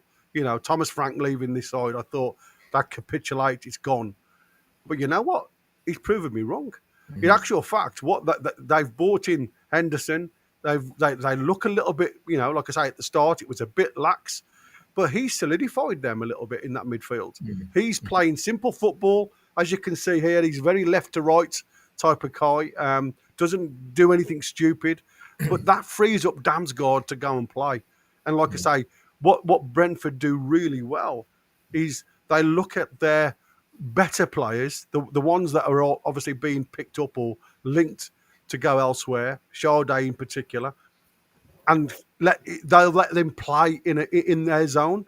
So it's a case of we'll do the donkey work, lads. You just go and play when we get the opportunity to get up to you. Do what you do best, and that's how Brentford are playing. And I think that's a big thing about Henderson is that he enjoys that side of the game. It's not like he's having to kind of chip in with that and then kind of look at his watch to think, when can I bomb on? Like if he has to sit, then he'll sit, and he's happy doing that because he's got the strengths and attributes to do that, to read the play. And then when he does have the ball from deep, he's got a pretty good pass on him. He's got a good long range pass on him as well, like you've seen from the graphs there. Like he likes to set the wingers off on the way. And I mean, honestly, I think he's maybe a bit underrated. The fact that he's getting on a bit now, obviously, and there's been a lot of people up in arms a little bit sometimes when he gets called up for England. But from what I've seen for Brentford, he's been brilliant. And like you say, it's a really good contrast with Damsgaard, where he's gonna get you goals, he's gonna assist, and Henderson does the dirty work, and it's a good combination. We've got midfielders who like to, like Tonali can sit and Bruno will sit at times, and don't get me wrong, they like to get stuck in. But I think the majority of our midfielders, if they were to be honest, they want to bomb on really. Yeah, Do you know what I mean? So absolutely. that's the difference. Yeah, you look at, like I say, the Chelsea teams. When they play with a lot of more freedom. I'm just going to put the interesting one. These like I say, I'll put it. This is the Man United one where you can see everything's just trying to get around the back. But this one gets me. That one, sorry. This is against Liverpool where they won 3-2. Now you'd think, where would Liverpool's main force be? It would be here, wouldn't it? Mo Salah. You know what I mean? Drop in against them. And if I put the Liverpool on, you can see Salah's out on that right-hand side. And what Brentford decided to do was stop the supply. They went very narrow. They stayed very narrow within the unit. And they tried to nullify the midfield where they were going to supply the ball. And if you have a look here, look, this is what gets me. This is against Liverpool. As you saw against Man City, a lot of the bodies, I think 95% of the bodies were in their own half. Against Liverpool at home, look how high they are. 5 players virtually dominating in narrow again in Liverpool's half. And again, what they tried to do is isolate Van Dijk and Konate. So put a lot of pressure on them, get the balls in and around them, let them make the mistakes and feed off that. They end up winning 3-2. You know what it is? Go on, Gary. No, I'm going to say, I was just going to show you Newcastle's spiderweb. This is Aston Villa. Looks great on here, but again, you can see the less we have going through the middle to the main man. I mean, obviously, this was Anthony Gordon at the start of the season. But everywhere else, you can see some great football. We just couldn't finish on the day. Got into really some good advanced, and I'm going to obviously. I keep forgetting to share these on the screen, so let me know if I don't do it, guys. Because like I say, I've got so many screens on. This one here was it's just a shambles. I mean, this is a Sula up top. Look, we just get bogged down in the middle of the park. Just no outlets. This is the Leeds game, 0-0. Then I'll go on to this one, and I believe this was the Bournemouth game, the 0-0. Again, you've got to question what's going on here. This is with Lewis Hall out at left back. This is where we played the 3 at the back, and Tino and Lewis Hall as wing backs, if you like. Again, just didn't work. And I don't know. Miley was in this one again, and Willock. Why are they so close? I mean, the space in the middle of the park here where you want to start controlling the game. It seemed, again, this is what I was saying the other day with Boki. We seem to dominate or try and dominate that left-hand side. But sometimes we get ourselves so vulnerable to a break through the middle. Very Fulham-esque of last season. Can I just pick up on this in regards to the stats we're showing there? And we showed all this against West Ham as well. Yeah. And if we'd went off the passing lanes and everything for West Ham, would have smashed them. Yeah. I think a lot of this is beginning to sort of get a little bit sort of, into the players' heads that they think, oh well, it's a because I'm guessing they get exactly this sort of information before the games, as well as the passing lines and things like that. And I think it's beginning to get in their heads that sort of, oh well, this is a bit of an easy game. And I don't think Yeah, there's any easy game, and I don't think we can use stats, these total stats, to show that. no, It's really but this, interesting, but yeah, it's but sort of what you've got it's to, to a point. yeah, what I'm trying to show you is Vultamoder. When you look at the likes of Brentford, where you'd got Thiago and Sharda as your most forward player out of your squad, your two main men, the two boys that are scoring the goals for you, were the main focus of that forward passing motion. We, with Vultamoder, don't get that output.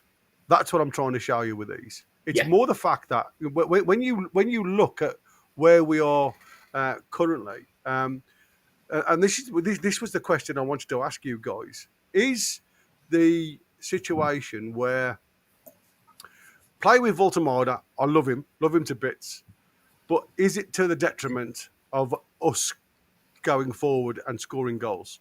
Because obviously, when he drops in deep and we've got boys out wide, have we not got enough players? I mean, it's still early days, don't get me wrong, but is he causing more of a problem with our midfield and not allowing our midfield to develop play forward? Or is it the fact that we've got boys too wide that aren't running in the angles to get in and behind them? Well, all I'll say on that, Gary, on Valdemeida in terms of how it compares with Isaac is that, or Mr. Rat, I should say. But yeah, the comparison is that it's a totally different dynamic because with the Rat, he would run the channels, right? And he's running not just the channels but down the middle as well, and that would stretch the opposition. They're on their toes straight away in terms of we can't just let him go because he was rapid. So now, obviously, with Valdemeida coming deep more often than what Isaac did, I think it's putting maybe a bit more pressure on the midfield players to have a bit more guile and a bit more creativity to unlock the door because they don't have that outball like they did with Isaac to run the channels basically and to get in behind. Everything's maybe a bit more played in front of the defence now, of the opposition's defence, that is. So I think that's no fault of Valdemeida. That's the type of player he is. He's obviously not. He's not going to bomb in behind like a greyhound. But I think it's something that can obviously work on. I don't think it's a problem per se. It's just a contrast, isn't it, to what we had last season. Yeah, it very much is a contrast, if you like. It's surprising when when you look at it. It's like you say, you think that Vultamoder has given us all of the answers, if you like, and I think he has. I think he has given us a lot of answers. The problem is the fact that because he hasn't got the pace to recover once he's created it.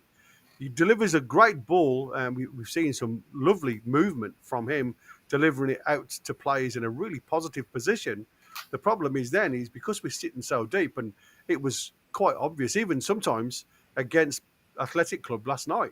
When he drops into the hollow, have we got players that can get into the narrow? Because everybody was man marked to a degree, but nobody was actually willing to do the hard yards. And cover the grass. And that's why I think somebody like Tonali, if you've got a proper six, which allows somebody like Tonali to play in his international position, which is the left side of midfield, say to Bruno, listen, go and play as an 8, but try not to overcommit sometimes and leave us wide open. So you've always got that cover in that transition. But I think if you've got somebody like Tonali who can kick a ball, we know he's got a great strike on him, playing in a more free role where he can go box to box for you quite comfortably for 90 minutes. We've seen it so often this season and last season. I just think we're losing a great player in his current position, and that to me is, like I say, when you've got players like Tonali who's willing to bust the gut to get in and behind. That's where we are struggling. We've just got no deep runners coming You know from what it is, midfield. Gary? Right, is like you've got Ramsey there as well. You know, Yeah, like or that's where Ramsey. Yeah. Ramsey, and I know Joelinton has been getting in the box recently, so fair play to him, and he got his goal. But ultimately, when he gets in those positions, as we saw, technically he's not the greatest. Ramsey, his game is about getting forward, is about linking the play, but also getting in the box. For me, with Vultamoder playing the way we play right now, it's more important than ever that we give the likes of Ramsey a chance, so we're not too static with everything being played in front of the opposition. Ideally, Yeah, yeah. Alanga would have hit the ground running. Do you know what I mean? Because his pace is the obvious answer, isn't it? You got Yeah, yeah. Waldemir coming deep. You got Alanga bombing in behind, and if he was, playing a lot better than what he was and how we maybe expected him to, I think we wouldn't be talking about this. I mean, you could say the same thing about Gordon as well. Obviously, he's got pace. If those two are going beyond, it could well work, but they're not playing well enough at all. So I think Harvey Barnes should come in, but he hasn't necessarily got the pace. Murphy is pacey, but he's more about kind of delivering the ball. So it is a tricky one. I mean, again, that's why Ramsey, I think, needs to be in the side. And the problem though with this game is that out of all the games in fixtures, this is probably one of the ones where I would maybe accept playing Joelinton, playing Dan Burn purely for the physicality, because obviously they're really direct, long throws, set pieces, and you've got to be wary about that and respect that. So that's a frustrating again, because maybe you could have played Ramsey against Bilbao, and rotated that way, and then you bring in the likes of Joelinton for this game, but now yes, you could still play Joelinton, but he's got 90 minutes under his belt again. Could he be a bit fatigued? I know, we say about, you shouldn't be fatigued, but it's a fine balance. So this game's a difficult one in that way, and it's such an important game as well, because it is a bit on a knife edge a little bit, I think, with the league table. Lads, That's what Ricky's saying there in the chat. Yeah. Are we reaping a little bit what was sowed from the transfer window in regards to, we've got Wissa in, who was obviously the player that Eddie wanted as the second backup striker. But then we bought Vultamoder, who was sort of the fifth or sixth choice. And he's a good player. Don't get us wrong, he's a good player. But he doesn't fit into our style of play and the style of play that Eddie has. And we keep talking about adapting him, and he needs to adapt into the team. However, as a big club, should you not be? If Isak we did well with Isak up there. I'm not going to call him the rat. We did well with Isak up there and things like that. So should we not have been looking for somebody as a replacement for him, rather than somebody who's got a completely different game to him and has just affected our style of play massively? Our style of play just is not what we were last season. No, I think you're right, Borky. And to be fair, right, I reckon that I don't think Vultamoder was going to be the main man. Honestly, when they signed Wissa, he was going to be the number one, in my opinion. He was going to be the starter up front to replace Isak, or him. But yeah, so I just think the injury really scuppered the plans that Eddie Howe's plans of what he was going to do going forwards, and obviously now Vultamoder being the main man, like we've said, it's a different dynamic. But I remember when we signed Wissa, and I said the game that was coming up, when we were all saying who's he going to play, and because both were fit, and then obviously Wissa got that injury. But when they were both fit, I said there and then Wissa will start. I was sure of it, that he was going to be the main striker. But we've kind of been forced into this situation now with that injury. And you're right, Borky. It's like we're now seeing the effects of that in terms of whether it's our fault or not. You know what I mean? At the end of the day, we've ended up with a crock striker and then another striker who's quality but totally different to what we're used to. That's what we're used to, exactly. Do you think Eddie's got a plan for Vultamoder moving forward? Do you think there's a plan in place for the team in regards to we're going to change formation? Because if if we're going to play that lad, that has to be the case. I'd like to think so, right? And it didn't work with that lad in the position that he's playing. Aye, the thing is, right, when Wissa's back, we've all said, he comes in ideally, and Vultamoder stays in, does his game, dropping in, and you've got, you know, 2 centre mids behind. It's a bit of a change up, like you're saying. So would he do that? Would he do that? And that is the question mark. I mean, I think it's something we should at least be planning for, to at least try. But again, I love Eddie, but he just seems reluctant, doesn't he? Do you know what I mean? To change the way he wants to play with 4-3-3. So we'll have to wait and see. But there's no guarantees, in my opinion, that he will play both. No.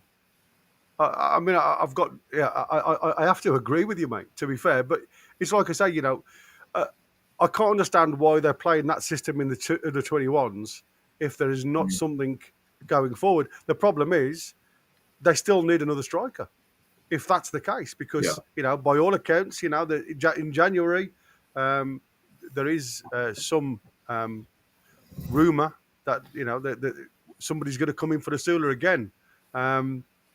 And take him. So, you know, we can't, you know, just go on our laurels. There's got to be a plan of some description. I think any team will struggle going into 4 competitions throughout a season and wanting to go far with only 2 strikers. And at the minute, we've only got 1 striker because one's crocked, obviously with his knee, and the other one's crocked with his ankle. So there's still a lot of season still to play. What I've done, again, this is probably going to annoy the likes of Jan now, because I know he's not very keen on stats and stuff like that. But what I've tried to do here is bring in all our back 4, right? So as you can see, they're all colour-coded. Malik Chow at the top, Botman. And what I've tried to do is strengthen some weaknesses. So if you do a SWOT analysis on individual players, who's performed in where, and again, for me, against Brentford, would you go a back 3? You've seen the likes of Lewis Hall coming back in. What 3 out of this 4 would you pick? Now, I know somebody says, what's happened to Lascelles? I think Lascelles won't get into this side again, if I'm honest with you. I think Lascelles is literally somebody who's going to sit in the wings for some time to come. And you look at this and you say to yourself, is this worth throwing a bit of a curveball and going a 3 against Brentford just to try and solidify that back line? I think it could be. What's your thoughts on that? I think it could be. Like, if he does that, right, everyone's going to be saying, "Oh, he's done it to keep Dan Burn on the side," won't they? Yeah. Do you know? And like, Yeah. And on one hand, I would agree with that if it was any other game. But like I said before, this game is, you know, a physical game against Brentford, and I wouldn't be averse to having Dan Burn for this one. But at the same time, I really want to get Lewis Hall on the side. So you've got the best of both worlds, haven't you? If you do play the system. And for me, I was going to just scupper your thoughts there because Dan Burn isn't in my sides. Right. Because if you look at this wheel that I've done, Malik Chow is the one. He's the first name on the team sheet in the back, because all of the defenders give you something different. You know, if you look at Botman, you know, he's the duelist, if you like. He's the one who's highest on winning and competing alongside Malik Chow. So he would be my kingpin. He'd be the one centrally. He's comfortable playing there. I'd play Malik Chow on the left of the 3, and I'd put Fabian Shaw on the right. And the reasons why I'd have Fabian Shaw there is because of his progressive passes. Because you want to sometimes go a little bit direct, and I would have those 3 as my plays, because we know Malik Chow is quite comfortable with the ball at feet. We know Malik Chow can move into midfield and deliver the ball along the floor into feet. It's trying to nullify the effect of, not I say nullify, but it's trying to support Vultamoder from coming a bit too further into that midfield. I think what we saw against West Ham, which was for me, was being bullied by young lads, you know, movement. We just lost all our shape and everything else. So I would be looking at potentially throwing 3 of these into there, 2 passers. I know Shaw isn't the world's best passer, but he has got that progressive ball in him. And then I'd have some 2 players then that are both duelists and really, you know, I mean, you look Malik Chow in the air, he's been absolutely superb. Carrying the ball, again, this is both Malik Chow on the left and Shaw on the right. So both can run with the ball going into that 6 role, if you like. Very similar to what like Mark Gay does at Crystal Palace and becomes that extra body. Should then free up the midfield to go further up the field and press. Going on to the fullback, again, if you sorry, that's not the fullback. That's the fullback. If you look at the fullback here, I've put Dan Burn again into this setup because that's where he's been playing. We know Tino, he's involved because this is the start of the season before he got injured. His metrics are in there. Lewis Hall, unfortunately, his metrics are from 24-25 season. So because he hasn't played many games, I couldn't get much detail on him. But again, you can see what all of them give you. Trippier with the progressive passes. So again, the right wing back, if he's fit and available, would be Kieran Trippier for me because of the delivery. Lewis Hall on the left, wing back, Kieran Trippier on the right. And that's literally how I would have it. And that to me is how you move it forward, you know. So, Go on, mate. Get Go on, your shot faced ready here. I disagree, Gary. I think that we need to keep Burn at left back, Cripps at right back, and go with the 2 central defenders that we've been playing.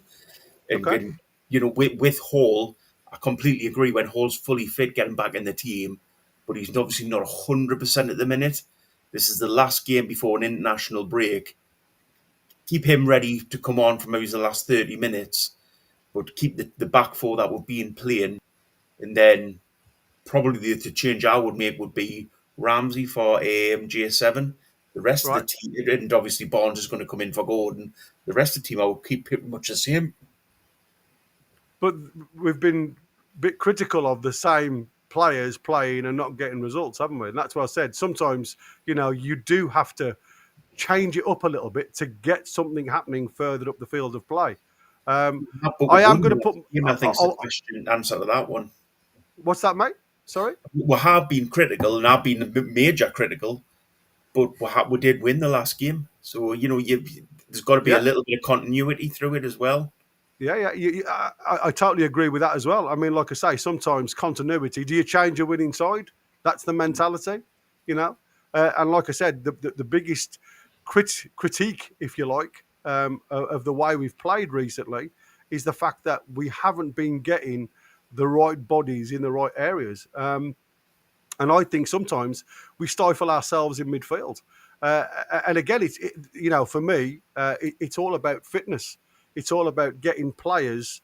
I mean, like I say, it doesn't look like Gordon's going to be involved. So I have just changed it up a little bit to try and marry a system of play that gives me virtually man for man. It allows Barnes in more of an inside left position. And unfortunately, I'd love to throw Langa in, but I just think he's void of all confidence at the minute. And the one person who's been showing massively regarding his metrics is Murphy. So I would probably start Murphy and Barnes as my inside left and right, and have Vultamoder just sitting just deep of them to have those balls into feet where he can feed and move.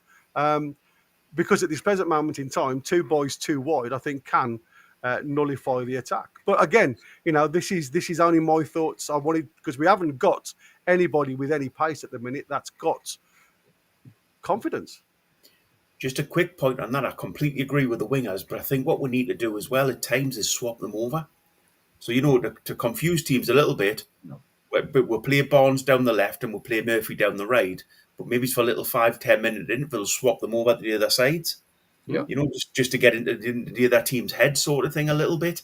And also to sort of give them the chance to show that, and give especially Barnes, the chance to show what he can do down the right. I think mixing it up doesn't necessarily mean changing the players. It maybe just means slightly changing the way that we're playing. And as I said, so that's a very easy one to swap them 2 over.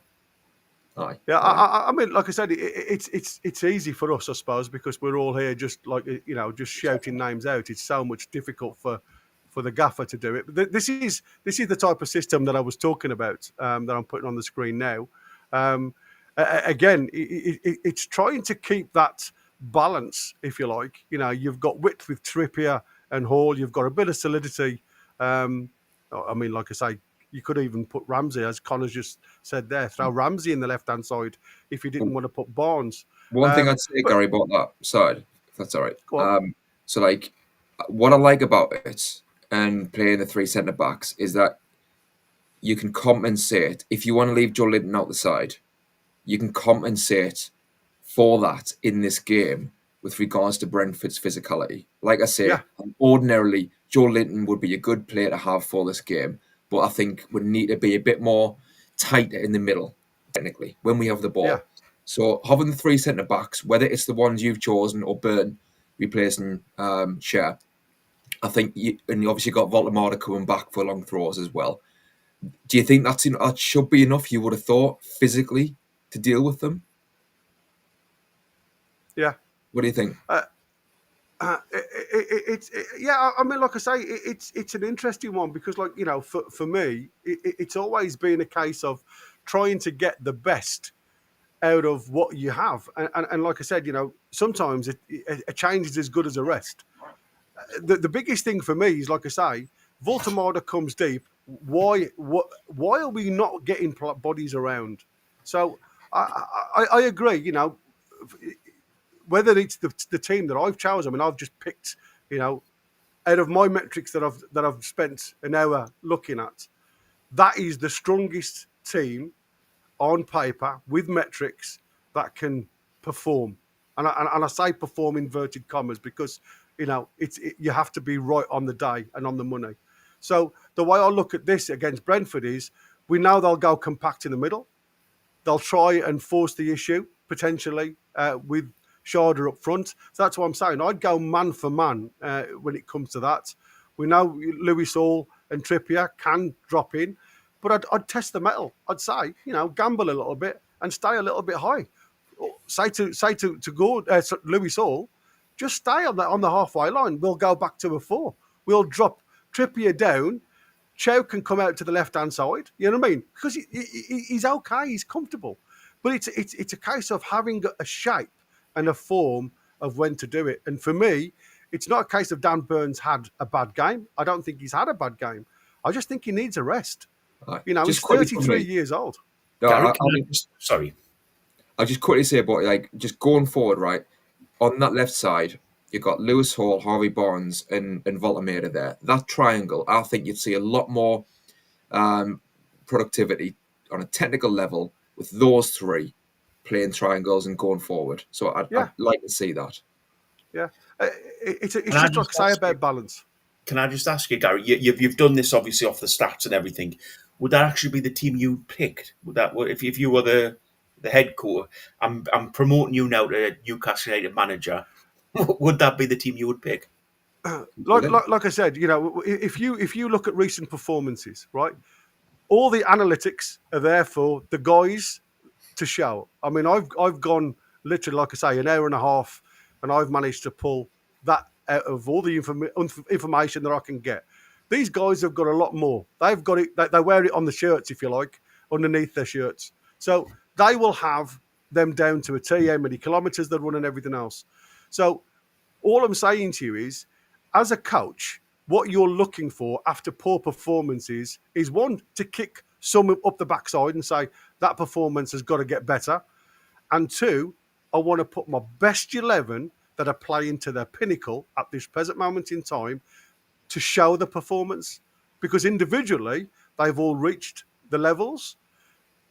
Togetherness, because it's a different shape, they haven't had a combination of this team yet, but individually they've all performed. So for me, yes, it would be asking them to play an abnormal shape, but when you've got a few days, I would say to the lads, let's all get together now and let's see what we can do with this ball, because they've played with a 3 at the back, they've played with a 4 in midfield, they play with 3 up top. It's not different, it's just a different shape to the system. And like I say, they've played narrow before on the right-hand side.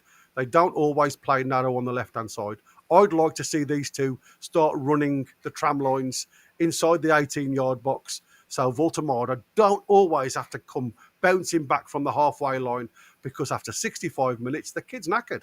And we have to, say, who else is going to give him a break until Wissa's back? And then when Wissa's back, go on. What I find really interesting, mate, is mainly your viewpoints on games, because you do everything. You massively analyse games and do things massively brilliantly in regards to giving with sort of the stats behind of why you're doing the decisions. But for me, who's been the biggest Dan Burn critic, I would still keep Dan Burn at left back and stay with the back four. And I understand that. and I've done none of the analytics that you've done or anything like that. I'm just using that off my eyes. So it's sort of it's different. I think this proves a little bit why football's such a great game and why this panel's so great, is that we all have sort of different opinions on things and we'll look at things in different ways. And but as I say, for me, and as I say, I've been against Dan Burn all season, I would still keep him at left back. The Dan Burn this is an interesting one. Wissa versus Vultamoder. Look at the shape. Interesting, isn't it? Virtually the same player. So, is he going to change system?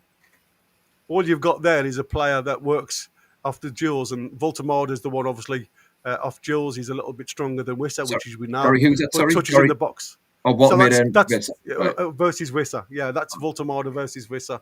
And like I say, when you look at the metrics, and again, I've had to pull Wissa from 24-25. That's a Brentford. But again, you can understand why they've played them. What I would also say, Gary, about that though is with regards to stats. I'm not sure if stats would pick up moments like, for example, a ball down the channel, being latched onto, or kind of like being chased down, hunted down by Wissa in this instance, and then that pushes the team up the pitch. It might get knocked out for a throw-in, or even a corner, but just the presence of Wissa has caused that effect and dragged the team further up the pitch, and things like that don't always get picked up on stats. No. So exactly. That's what I said. It's an interesting when you look at the metrics at Brentford, because, like I say, it's very similar to the way Wissa plays with a little bit more pace, but he can go out onto the left-hand side, and that's what I said. It's a variant of the same thing, and again, that's what makes me wonder whether you are going to get a change from Eddie, because it wasn't until I saw those metrics that I'm thinking, well, it's the same player. So are we going to get a 10 and a striker? It'd be interesting, won't it, to see? Yeah, absolutely. When push comes to shove. Peter, I think absolutely. A big point on that one was the other night, Burn put two great balls into the box. He put two brilliant balls in, but not one of our players got them. So technically, if you look at that on the stats, it'll show him as giving the ball away. You've got to be. I'll hold my hand up, Irish. If we get hammered and if Eddie does that, mate, you can blame me. I'll take it on board. But if he does do it, I want 50% of the game. That's really important. But I think as well, we also need to just use our eyes a little bit as well. Yeah, and that's what I said. I mean, you're absolutely right. Metrics only go so far. At the end of the day, it's attitude of players. I mean, like I say, I've only just pulled metrics out from a piece of paper, if you like.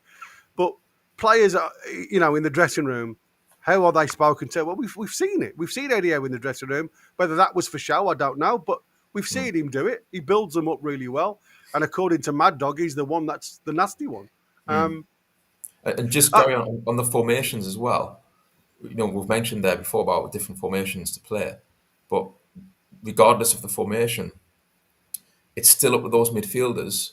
For example, with the Brighton match away, for that goal that we conceded, the second goal, I actually haven't watched it back much at all that, but from memory, the midfield was nowhere to be seen. So that gap between the defence and the midfield could, whether you're playing 4-4-2 or 4-3-3, or do you know what I mean? Those midfielders in the central midfield need to be disciplined enough to understand to that they can't leave such a big gap in certain moments of the game, and that's just down to it's down to intelligence. You know what I mean? So I think that's a massive thing actually, away from home for Newcastle. Yeah, I mean, You're right, mate, because, how can the same team play really well and stop the passing lanes one week and then allow literally every ball come through the week after? Yeah. And that's what it's the same team out there. So what's different with this mindset compared to the last week where everything was being nailed, they were stopping all of it, making the opposition go backwards? It's frustrating. It really is frustrating. And that's what I said.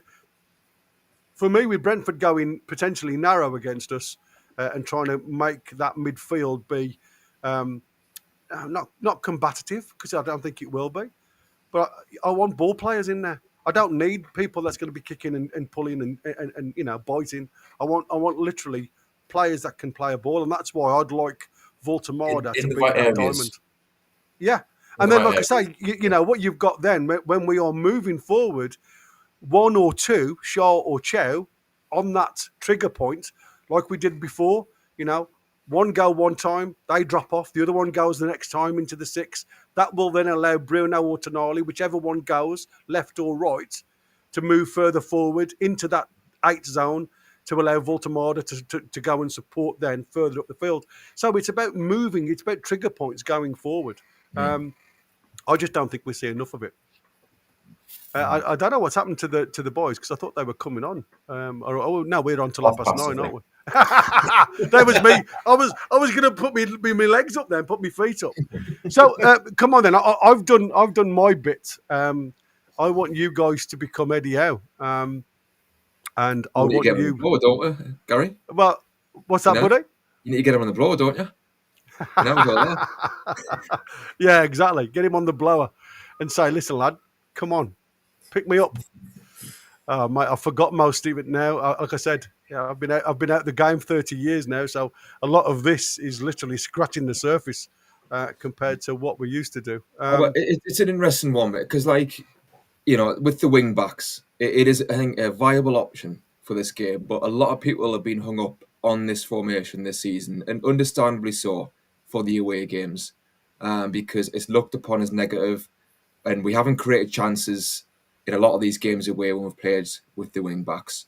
And you talk about Eddie Howe, with the fans playing the game, I don't know if that comes into it or not, but like I say, out of all the games, I think this is one where you could play wing backs but not be defensive. It's just purely, it's compensating for Brentford. And Brentford, they're not a big name, but ultimately they do cause a big threat physically. So you can't ignore that. It's horses for courses. And so you've got to nullify that to an extent. But at the same time, I think if you got Barnes in, if you got Tonali, he's there.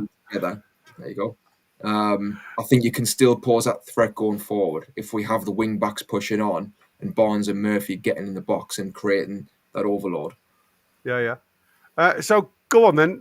Let's put the power in you four and see what you think. Let's have a look at that super chat though, because as Corey's come in, Pete looks like an Australian Tim. Great show, lads. Well, I hope I don't manage like Ange. That's all. We are who we are, mate. Yeah, sure we are, mate. Let's go with it then. You four at the helm. Take your poison.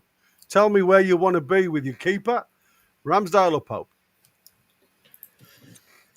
Ramsdale for me, but I think he'll go with Pope 100%. Pope arguably man of the match on last night, so Yeah. I mean, like I say, he pulled off some decent I think saves, he's going to go with Pope anyway, isn't he? So yeah. So 100%. You guys agree, Popey? That's it. Yeah. Right then, let's throw Popey in. Go on then, yeah. Who's your right back? Trips. Yeah. Well, Trips, All but agree? I think I would play wing backs. Okay, so like I said, let's see where we are then, because like I said, we can throw it all in a second. Trippier, do you think Trippier is fit enough to play midweek and Sunday? I would trust asking Trips and getting a truthful answer over Bruno. Over Bruno, exactly. Yeah. Okay, so I'm going to put Trips in at right back, left back. Burn. Well, if Hall's Yeah. fit, would you want to start Hall or bring him on? No, I'd want Burn to play. I think we give Hall a little. Hall's coming back from injury. We can afford to give him this game as sort of the half an hour that he comes on at the end. I We can think Burn, afford to give him this game. yeah, because he's coming back from injury. So you play Burn at left back who played well in the last game. I think, like Okay. you say, Borky, with this being a physical game, with Brentford the way that they play, it does kind of make sense to keep Burn in. I mean, what I would say as well is you mentioned earlier about Burn putting in some crosses in the night, some good crosses, and I've always thought when he's played left back that he's not bad going forwards. He's not bad at all. You and me The both. thing is, the issue is that we've got Lewis Hall, who is excellent. Yeah, He's not just decent going forward; he's excellent going forward. So there's this tendency for people to think, well, because Hall is brilliant going forwards, that must mean just because Burn isn't as brilliant, good. he's suddenly shit. He's can't swear, but he's suddenly not he's terrible. But actually, yeah, he's not too bad, and we've seen that I think recently. So it's just the other way where obviously when he does push up, if it's at the wrong time, in the wrong moment, he's vulnerable, he's exposed because he's not as quick as Hall. So, but in this game, yeah, I think we might need that physicality. So I wouldn't kick off playing. Okay. I'm just going to throw a curveball in. 10, 15 minutes, don't get your fitness back. Right? So I know with the international competition, he's just around the corner. So there'll be a break. Would it not be worth giving him the start to see how he goes? And if he's just say to him, if there's a niggle, be honest and tell me. Because at the end of the day, if he's fit enough for the bench, he should be fit enough to start. That's the top and bottom of it. but I'm saying why take the chance? Because sitting Well, on the it shouldn't bench be don't a get chance, your fitness. should it? No, exactly. It shouldn't. You don't get fitness on the bench, and he's got 2 weeks now that he's just going to be training. Your fitness don't come back. So You don't get. You'll get fit, as in you'll be physically fit, but match sharpness is totally different to fitness. 100% with that. But as I say, why with one game to go before the internationals, why take the chance with him? Burn had a great game the other night. Keep Burn in there. He's done nothing wrong. And why should he be dropped? I think is the other thing. If I was Burn, I'd be saying, hang on, why am I being dropped? I scored. Hang on. Who's talking about dropping him? Well, hold on. Whoa. You're doing an Eddie Bookie, aren't you? Irish assassin here you're with a 5. Thanks, diverting the matey. problem. What's the warmest place in Newcastle Central Hitton? And what's that? It's got. And what's the biggest ailment in Newcastle's knee bother? Come on the tube. Hey, brother. Let's get those bees. Yeah, exactly. I mean, you've got to look at it for me, and I have to say, Dan Burn, as is he going to be with England? Of course he is. Does he not, at 33 years old, do you not think he needs a rest? Why no? I've been saying that for weeks, but no, not for this game. He had a good game the other night. Yeah, I'm not disputing it. I'm just I'm asking a question. I'm just trying to get a reply. I would where you rather think, start Hall and take him off. And let's see how much we get out of him. When are we really having this discussion that me and you disagree? That I think we should start Burn, you think we should start Hall? Well, I think we should start Burn as well. Okay, then I'll tell you what. That's We've what I'm got saying. one All you're Hall. doing We've is got one diverting the Burn. problem. Where are you guys, Tim and Pete? Well, for me, if we're playing 4 at the back, then I would stick with Dan Burn because of the physicality, because of the set pieces that Brentford will pause. Again, I think I would probably play wing backs and have Hall in there. I still have Dan Burn in there, but I'd have Hall as a wing back. Right. Okay. Four at the back, Burn left back. Okay. Burn. Pete. What because I can't claim to know exactly what every player for Brentford what they're like. You To be got honest, Sade is the main one as a scorer yeah, with Thiago. Whittaker's just got pace. that's the thing. Like that's Burnside, isn't it? Number Yeah, 14, isn't it? No, yeah, 19. 19. Um, Shall I change that to white? Can you see that better if I went to white? I think just for the numbers, isn't it? There you go. Let's try that. Oh, That nice one. better? Cheers. Spot on. I think, yeah. So number 19, if he is rapid, it's a toss-up, to be honest, because, like, you know, like we've said, those long throws that they've got could do damage in the corners as well. You know, I mean, watch the Liverpool match against Liverpool v Brentford, and they really just bombarded Liverpool. Like, seriously, any ball in the air, they just dominated. Yeah. So it's tricky, honestly. This is why I'm not a manager, and Eddie Howe is in the dugout. So yeah, it's honestly a toss up. I don't think it's a potentially it's a win-win because, like I say, there's big plus points for both For being both of them, yeah, exactly. Mats and the Bents. Well, if surely if you Win. think, You've got to do this one apparently for Irish because you've got to do it in a Geordie accent. keep the warmest place in Newcastle, central heating. And what's the biggest ailment in Newcastle? Nay bother. Come on, the two. There you go. I hope Knee that's bother, put a- ailment of the knees, and there's a place in for anybody who's not aware. There is a district of Newcastle called Heaton, which Yeah. obviously has a centre, Tilly Road, and that's central Heaton.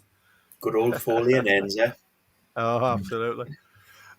It's an interesting one because, like I say, if you play Hall, you have to drop Dan Burn. Yeah. What I would say though as well is all looking Hang really good. on. Why do you have to drop Dan Burn?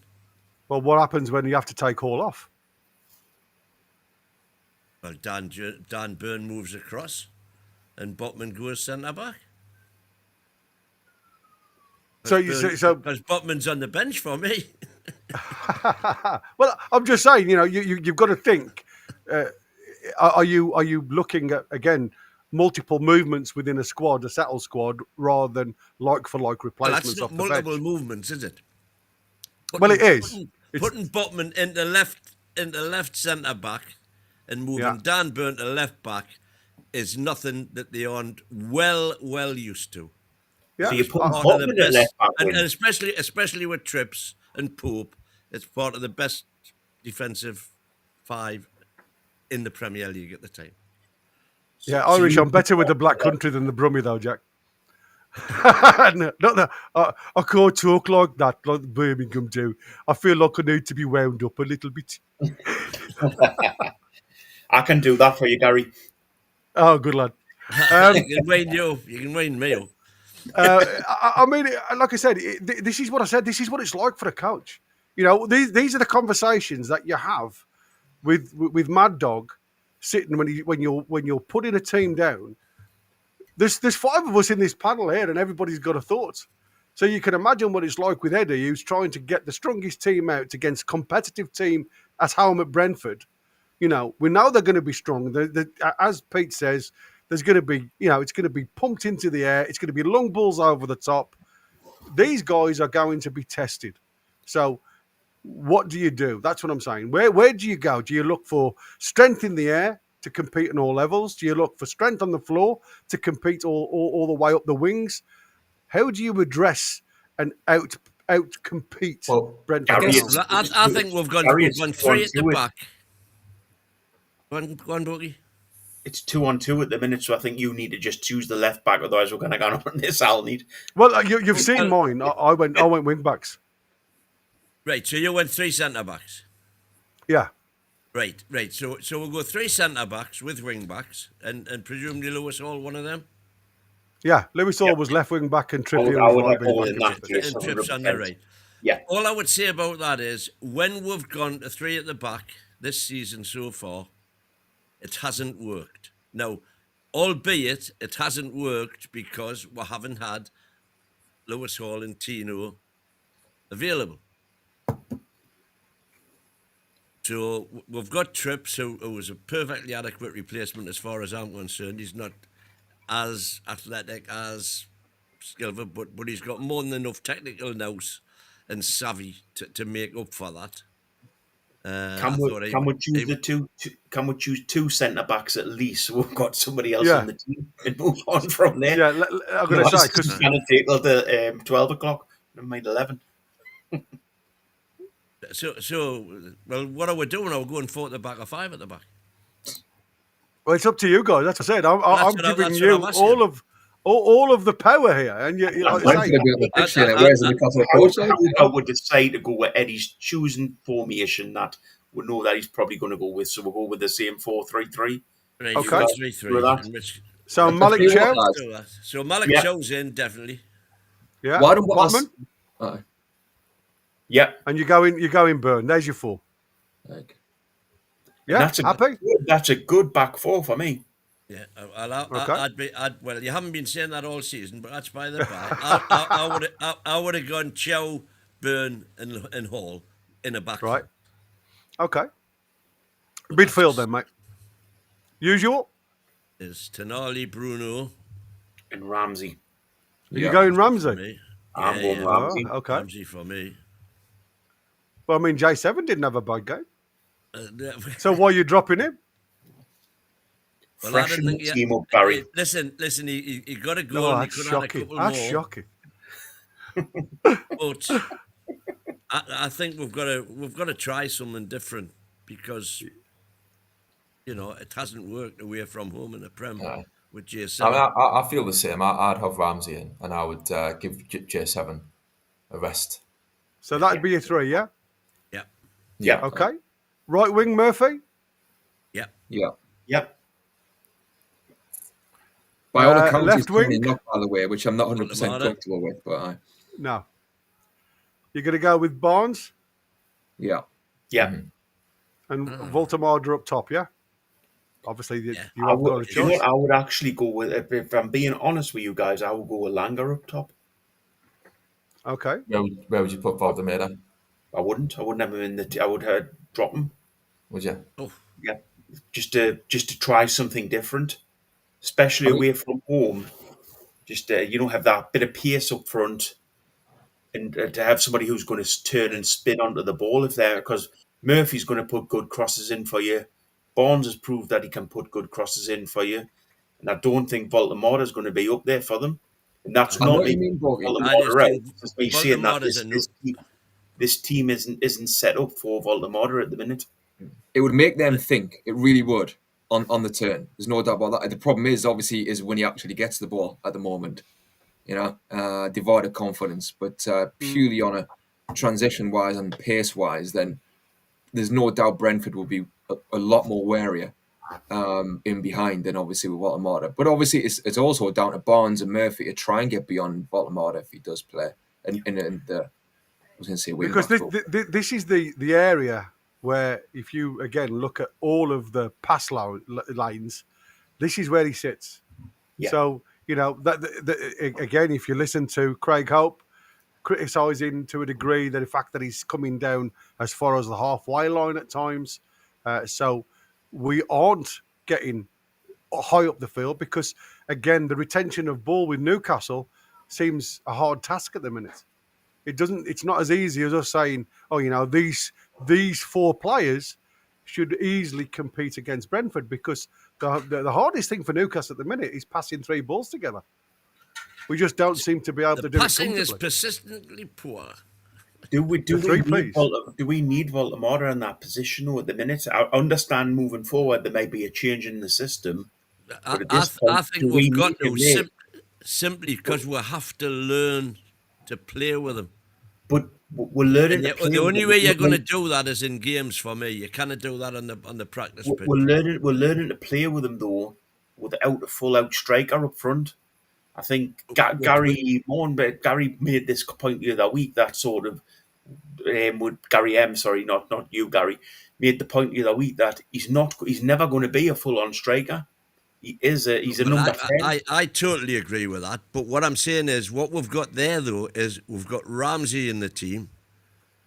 And he's he's got it in his locker to get in front of Vultamoder. And I like the idea of putting a Langa in as well, as poor as he's been, and I would have him in for Barnes.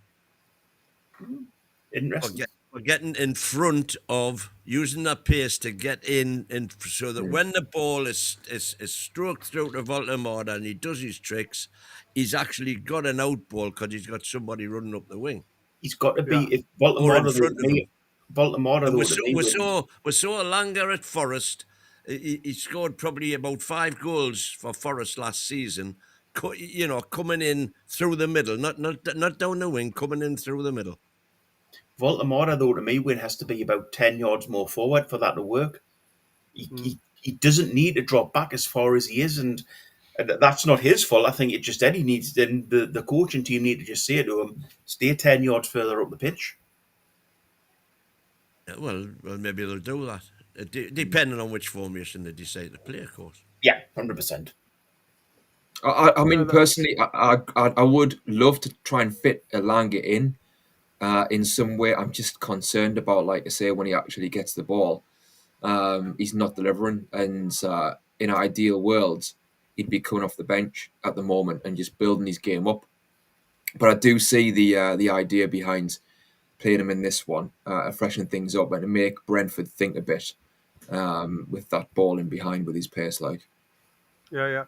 I mean, it is, like I say, it's so hard to try and get a narrative on it, though, isn't it? You know, like I say, when you look at our discussion amongst a band of brothers, if you like, fans, you can just understand how difficult it is to go forward. I mean, I suppose I might as well put this on as I've done it, but like I say, this is the last little bit of comparison that I can give you between the two sides. And again, it just shows you what you guys were saying about physicality there. This is literally the two teams put together, if you like. So you can see Newcastle in blue, Brentford in red. So the defending, it's Newcastle physicality, but the pressing is very even. Obviously, goals more for them. Again, attacking is more for them.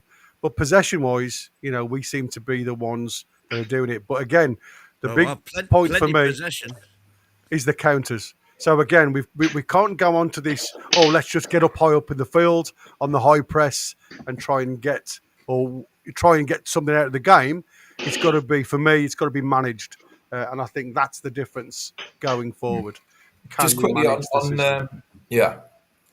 going back to what we've talked about before with regards to Hall and Dan Burn.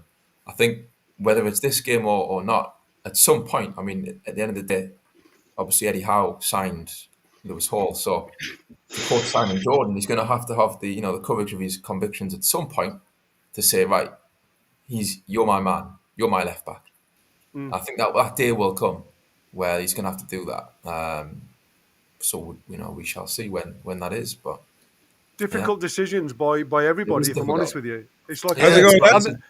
Hey, Chris. Hi, Chris. Hi, Dave. I think the biggest thing for me is the fact that can we have honesty from the players? You know, if they are feeling under the weather, hold your hand up and say, I ain't fit for this, gaffer. It's no good, like I say, the captain coming out and saying, I'll give everything for the club and only come on and give 80%. Because in tough games, you're not going to get the results that you want. That's true. That's true. Good topic of discussion, that one. As well as Gordon, by the way. Gordon only lasted not even a full half. A full first. Exactly. A few things to talk about, to say the least. Does anybody think like me when Gordon went down? Well, nobody thinks like you win. No, yeah, that's one. Nobody thinks like you. I think going through the back of his mind was, I'm having a stinker here. I'm having a stinker here. I think I might just make my excuses and leave. Nah, I don't. If that happened, he needs to be. And you think like you defend him, and you think that he would think that. I mean, that's incredible to me. But anyways, we're going to get to that. It's a late night show, isn't it, ladies and gents? Thank you very much, Gary. Appreciate it for hosting the final shout and also the early night news. And also Peter and Tim and Boki coming in. Appreciate it, lads. You guys have a good one, boys. See you on the next one. Cheers. See you later, alligator. It's the late night show, folks. Let's get going.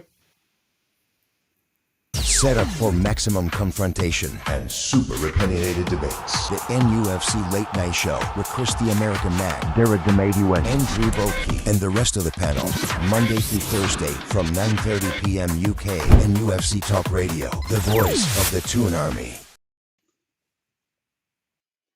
Hey. All right, we are here, ladies and gentlemen. It is me, the Mighty Win, and we got a first timer in the late night show. You got a virgin. Hello. Yeah. Hutch is in the building. How's it How going, are you Hutch? guys? Yeah, not bad, not bad. A bit tired. I was up late last night. We're doing Working great, man. last night. We're not a match. No, I was at the match. I'm saying I was tired because I got home late from the match. All right. And you were obviously. I was. Where'd you I was live, trying to- Jared? I live in Durham, mate. All So right, so last train home. Aye.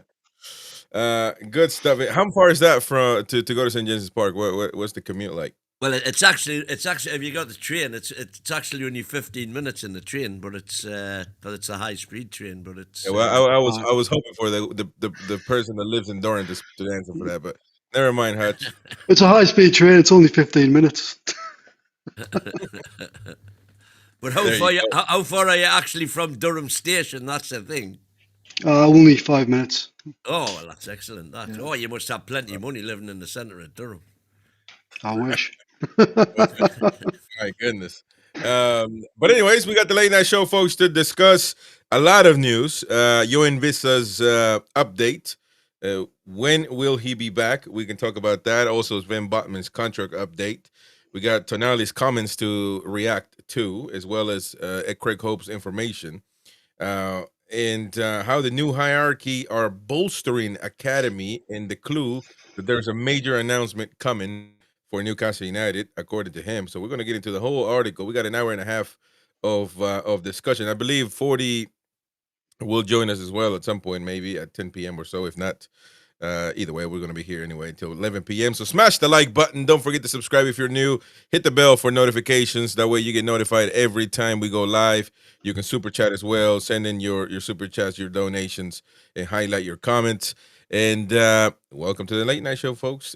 We are here. So first of all, when you were finding around not working, showing up late to the show, we're going to get more into that, of course. But what were you doing, man? Aside from going to Chinatown for a nice massage. I've been to a very important meeting. I was invited to St. James's Park this Get evening. out of here, man. But that's just, you truly believe that? You don't even believe that, by the way. It's like the club does that. And I don't have anything against it. But the fact that you think you feel important now, walking around like a Toon legend because you got an email telling you, come over here, we want to hear your thoughts, which they're not even going to pay attention to. So, come on, man. You're like the Newcastle Supporters Trust, man. You believe that you're important. Well, there were 5,000 people applied to go, and there was only about 80 there. So, yeah. I mean, I don't feel special. I feel lucky.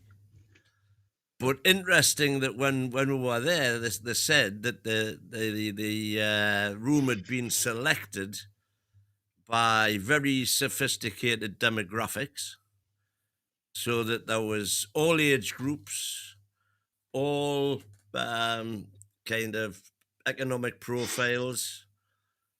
There were season ticket holders, non-season ticket holders, members, non-members. It was allegedly the full spectrum of Newcastle supporters who were all there. Happy Clappers meeting. You were in the Happy Clappers. Well, here's the thing. Because I happened to be in a room full of almost, I think I knew 3 people out the 80, almost full of strangers. So I asked every one of them. I didn't ask everyone that I could get to, without being rude and interrupting conversations and things, which was over 60 people, whether they were Eddie in or Eddie out. Oh, my God. And not a single one said Eddie out. The majority said was, are you stupid or what? And there were 3 people who said, if we have a really bad season this season, which by bad season, like no cup finals, not finishing in Europe, then it might be time to go. Mm. And that And was, so- by the way, so that is effectively a survey of not just 67 people, but 5,000 people, because that was how many people had applied to be there, and they were elected electronically, impartially, okay, to but the whole shebang. first of all, I'm still confused. I'm still he's- confused about this whole process. Why Well, were you and me there? both. Why were you Well, like? I got an email, Right. you know, The Happy Clappers Club. asking, you know, saying they were doing a seminar on home ticketing Right. to get the views on how people felt about how the new ticketing arrangements were working, were they good, were they bad. Needless to say, they were told by virtually everybody that they were bad. Aye. and what a rubbish job that they're making of it. But they did come up with some reasonable points. Mm. Such as, I don't know if you want to get into this. I thought you said maybe. Well, I think we may get into. Let me see. I'm scrolling down this article to see, because I want to open up. I want to get into deep into it with this stuff. Maybe when we talk about. Well, actually, no. Let's get into it. And let's get into it right now and see where we at in 30 minutes time. You're gonna bore us to death because the Happy Clappers. I'm not going to, because what is that? What is that? When alcoholics get together, what does that mean? Alcoholics Anonymous. Yeah, that's what you are. The Happy Clappers Anonymous. That's what you Clappers Anonymous. Because first of all, I think that me and Hunter are going to be on the same page, because we're proper critical thinkers, and we see the bad, the good, the ugly, and we put it out on the line and we speak on it. You see no negatives at all. You see everything is positive and hunky dory. I see so lots of negatives. Nobody here has ever called out for Eddie Howe. Shut up, man! What are you talking about? No, first of all, I think he made us three, man. NUFC Talk has no opinion. NUFC Talk TV or Talk Radio has zero opinions. The NUFC Talk TV is simply a channel for fans to voice their opinion. The channel has zero opinions. Each individual person has an opinion. So you can talk about that specific person. I have never said Eddie Howe needs to be sacked. I have only heard Tiger Studios, who is really a troll. He's the one that wants him out. And there's a few others. But those people, they really don't represent the club. So you have said yourself on occasion, Eddie out. No, I haven't. I haven't. Hang on. Yes, you have. You've just said by the way that all NUFC you will never find a clip of me saying that. All NUFC TV is a sounding box for fans' views, and that's fantastic. But just at the start of your little bit there, you said no one on this channel has ever. Well, only Tiger Studio. I've heard Tiger Studio say you're never gonna find a clip of me saying that. Never. What about what about Bogey, regular contributor? I don't think Bogey. I don't think Bogey has regular contributor. Well, I haven't seen Jeffo in a long time, so I don't know. I don't know what he thinks. But this is my thing. Hang on, right? Let's just establish this. All three of us have never said Eddie out. That's right. Ever. Well, I certainly haven't. Oh, I haven't. So there you go.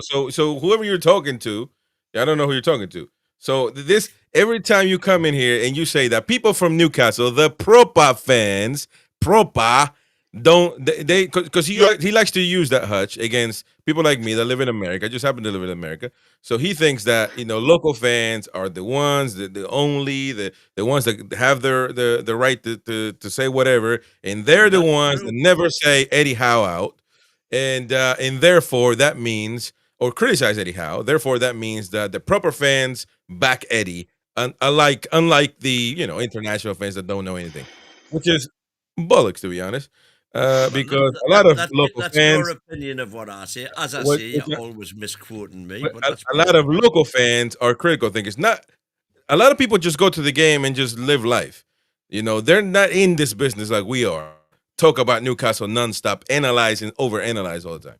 So overanalyzed. that may that may be what the people you run into. But Hutch, you're a local fan. I mean, nobody. I don't think you've said Eddie Howe out. But what do you think of this season so far? This season has been full of ups and downs. The European campaign is going well. The Carabao Cup campaign is going well. It started badly, simply because we can't score goals. Now, one of the reasons we can't score goals is because of what happened over the summer, which, if it's anyone's fault, it is certainly not Eddie Howe's fault. So it is. I would like to say it was starting to pick up, but then you can't really ignore that West Ham result. It was absolutely diabolical. Just prior to the break, prior to us three coming on, I heard people basically saying that,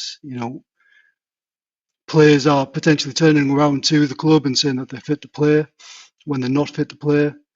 I think that is possibly true as well. You heard Bruno say yesterday that apparently he told Eddie that he was fit and then said that he felt that he'd run with 10k on his back because he wasn't very well. I think there needs to be some honesty amongst the players, and if they're not fit, they shouldn't be playing. I also think there needs to be some reflection on how we actually start winning away and start picking up points in the Premier League. But overall, I don't think that. I mean, it's difficult, isn't it? Because you see where some of the other teams are. I'm not going to mention them by name, and you do wonder, like, are we going to be underneath them this season? Now, it's not going to be the end of the world if it is, but at the same time, you kind of want to represent the Northeast. Well, represent our area of the Northeast a bit better than that. Yeah. Listen, I get 100%. So tell us then, Wayne, more about your little thing today that made you feel important. So, it's exactly what I criticise the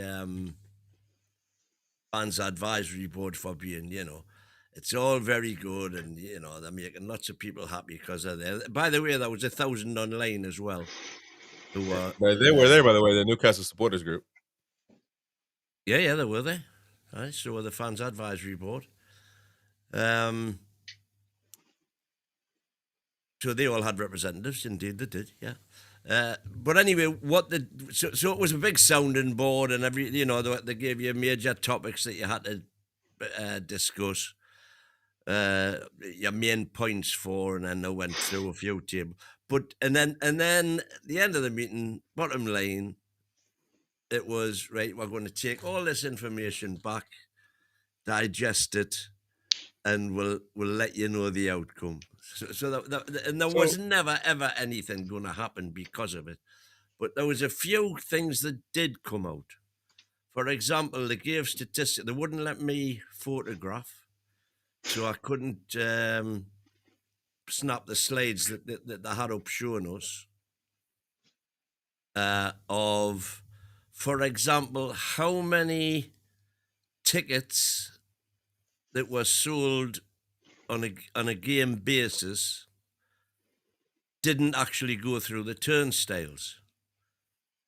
And the average for last season and so far this season, or the last 30 games, I think they said, was 1990. So there's nearly 2,000 seats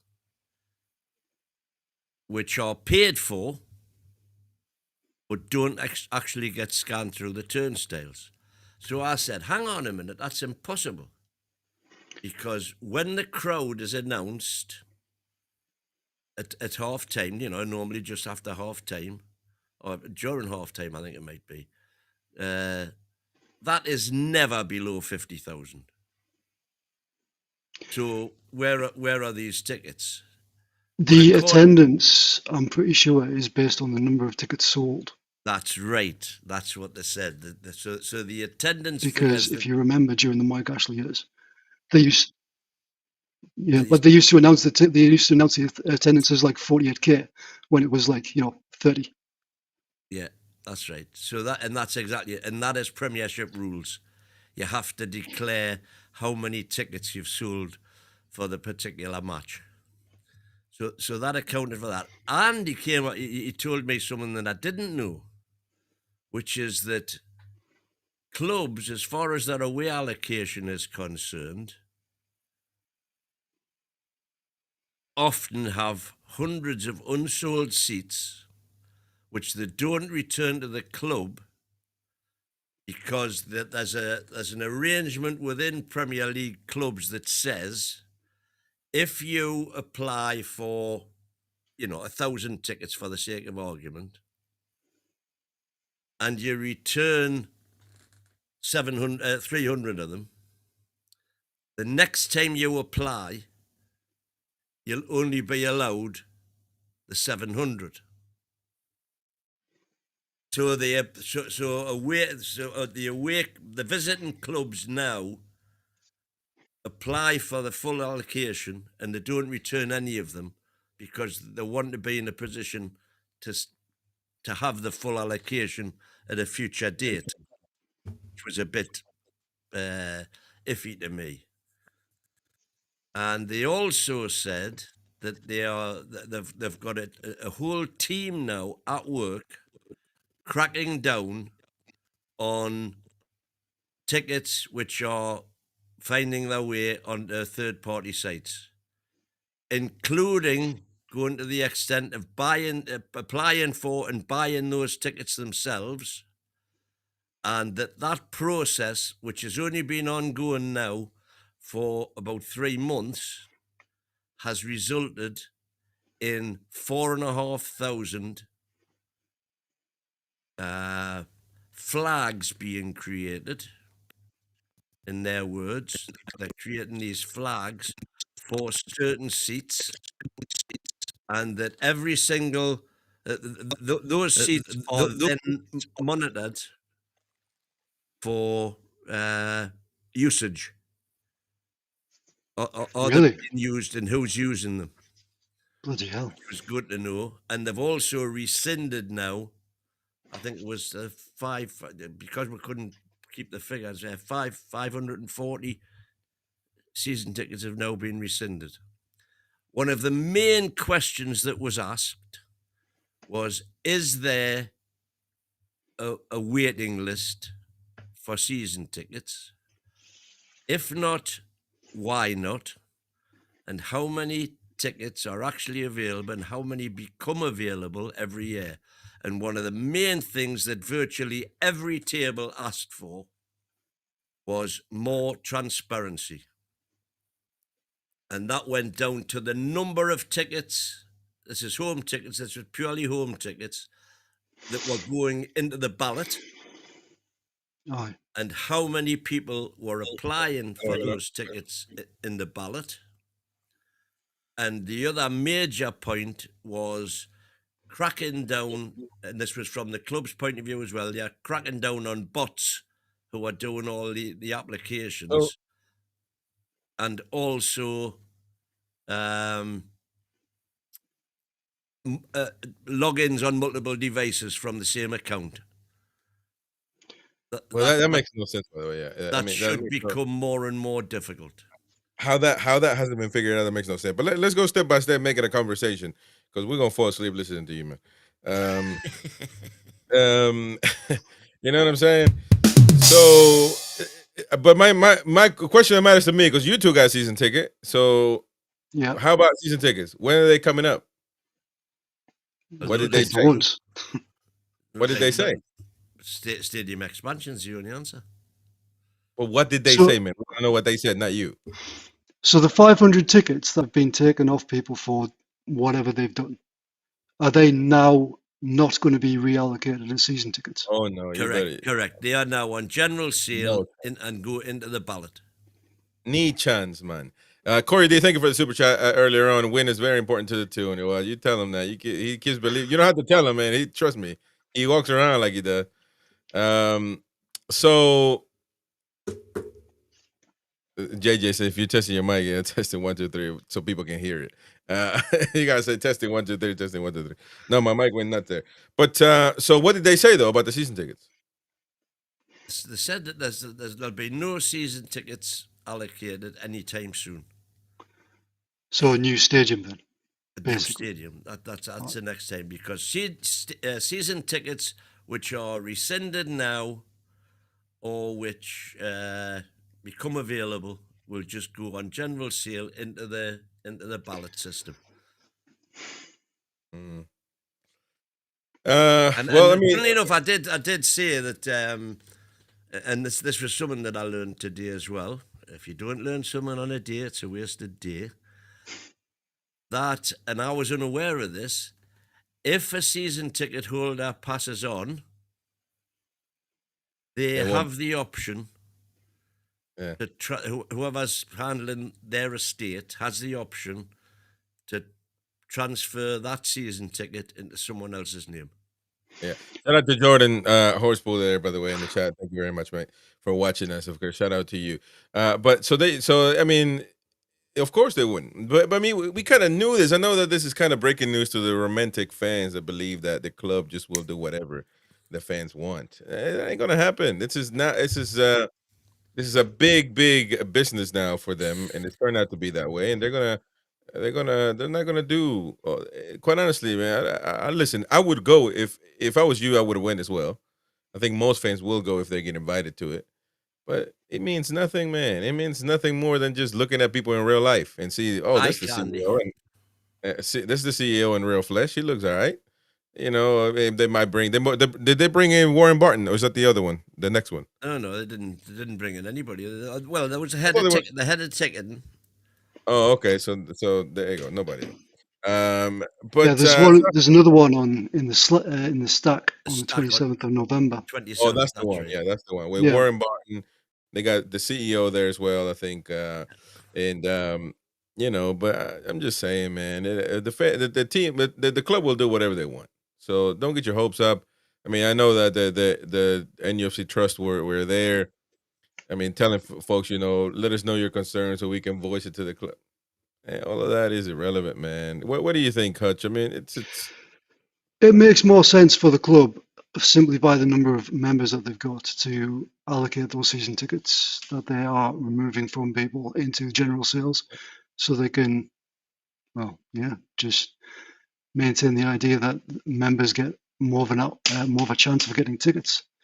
Yeah. So one of the main points that they said they would take on board was the suggestion from numerous people that if you get a ticket in a ballot, yep, you should automatically go to the back of the queue, so that people who haven't had any tickets can, because there was loads of tales. Obviously, it's all just word of mouth. But I mean, I know, for example, you know, the likes of Amrit and that, he's had 6 or 7 tickets through the ballot, and yet I know people who've had none. Well, they apply every time.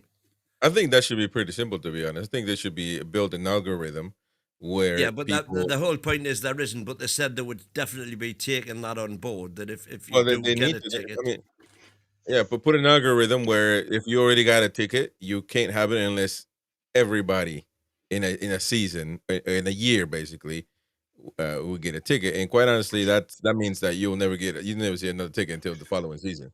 But do you know how many numbers of members there are? How many people are actually? No, and that was the thing. It was all the transparency was one of the big bugbears that was brought up at the meeting.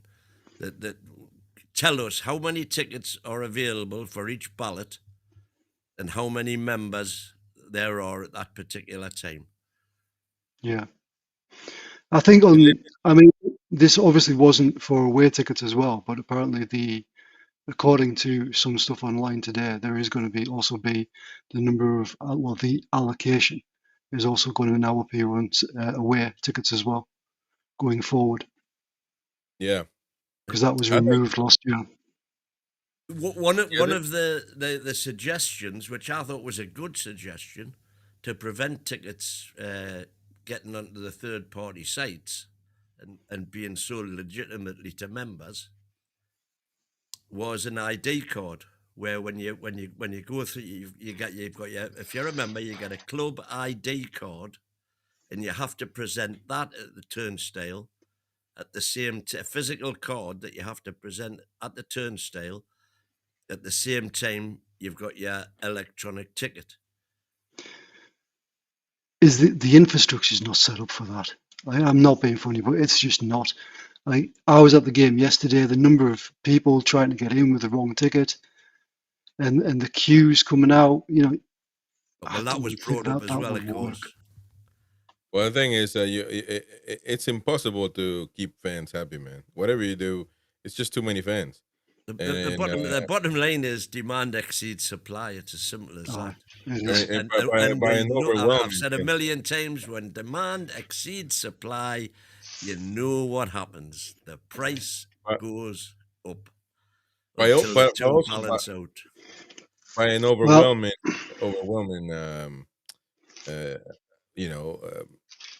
I mean, it's really overwhelming, the difference though between demand and supply.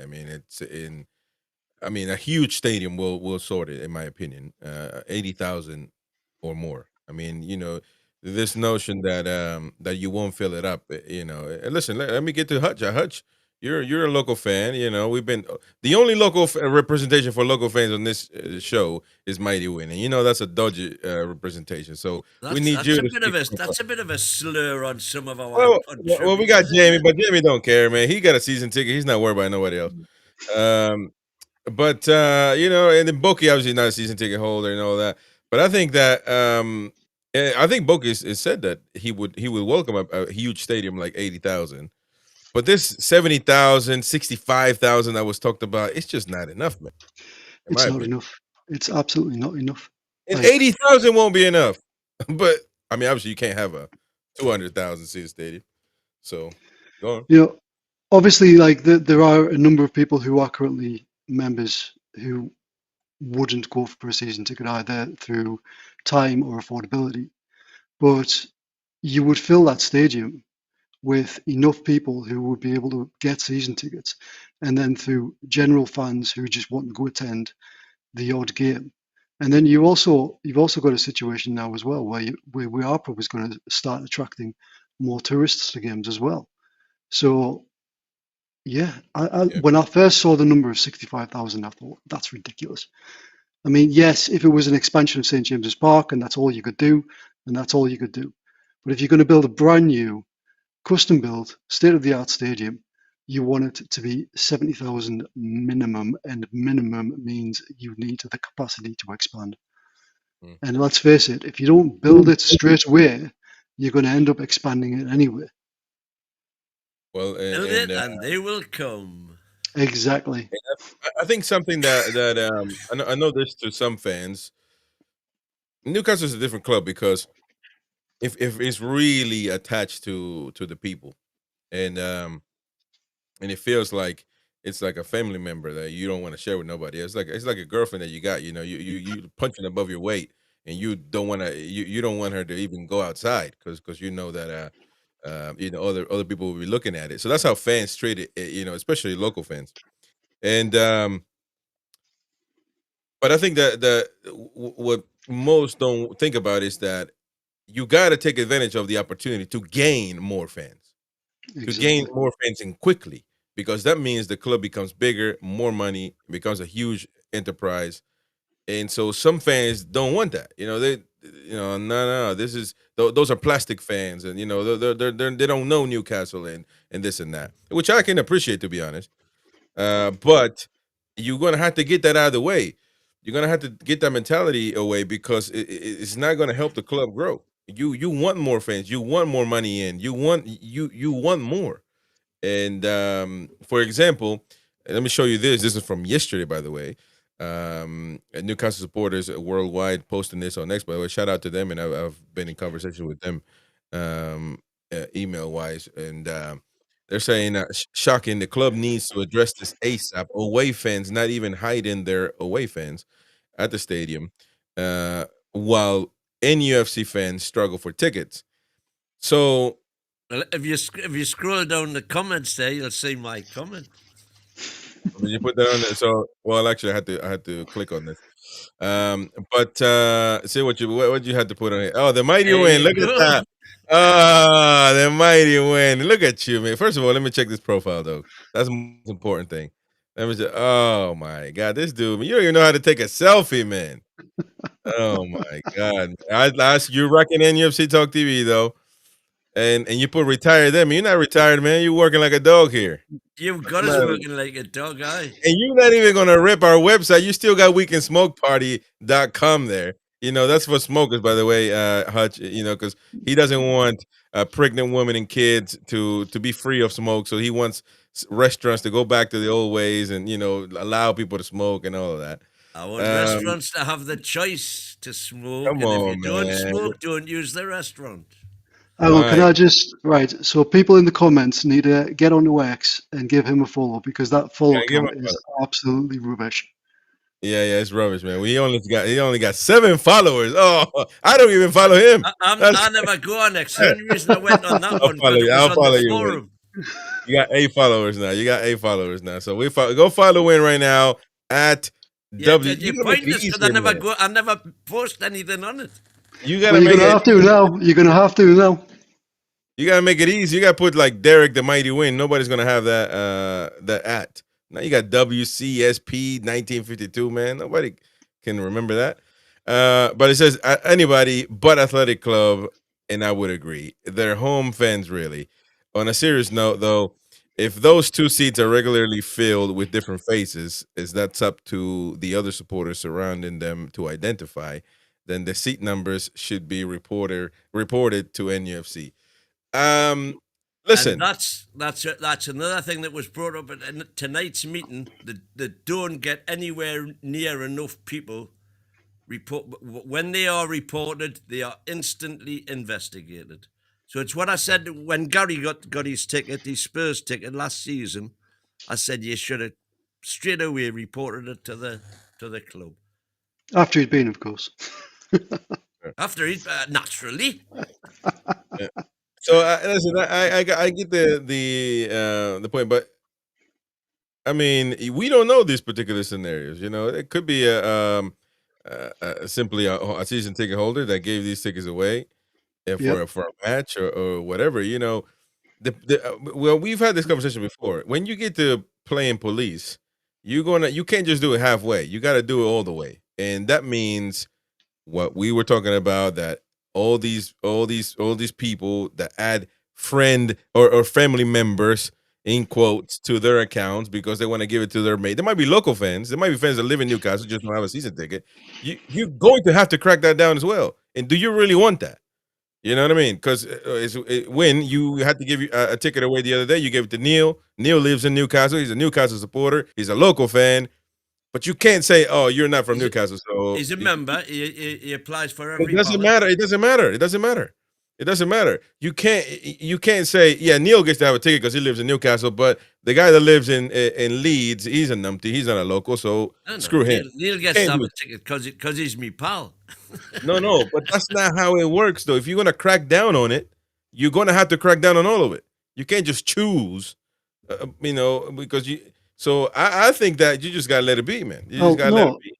Chris, that's not what he's saying though. There are rules, and part of the rules is that if the Mighty Win wants to pass it on to whoever it is, and he's a Newcastle supporter, within the rules that the club have specified, that is fine. Now, you 2 guys there from Athletic Club Bilbao, even, it may be that there is a long-standing relationship going back to 2003 with these guys and the people who own those seats, and they've simply said, if you want our seats, we will pass those tickets on to you legitimately. Or they've bought them from a third-party website. Yeah, but and that is what needs to be investigated. One of those is okay, the other one isn't. No. But the club is not saying Athletic Bilbao has this special. No, you can't do that, man. Why not? Well, they're gonna have to put it in writing then. Because you can't just say whatever club feels to me that's closer to my heart for some odd reason. Maybe my best away trip was against Marseille at some point, and It would maybe I never feel be Marseille. so. It would never be Marseille. Hold on, but that's my choice. It's your choice to do that. It's my choice. So what are we doing here? For example, let me ask you this, right? Let me ask you this. Neil, what was using Neil? Obviously, he's not here, but he's a Newcastle fan from there.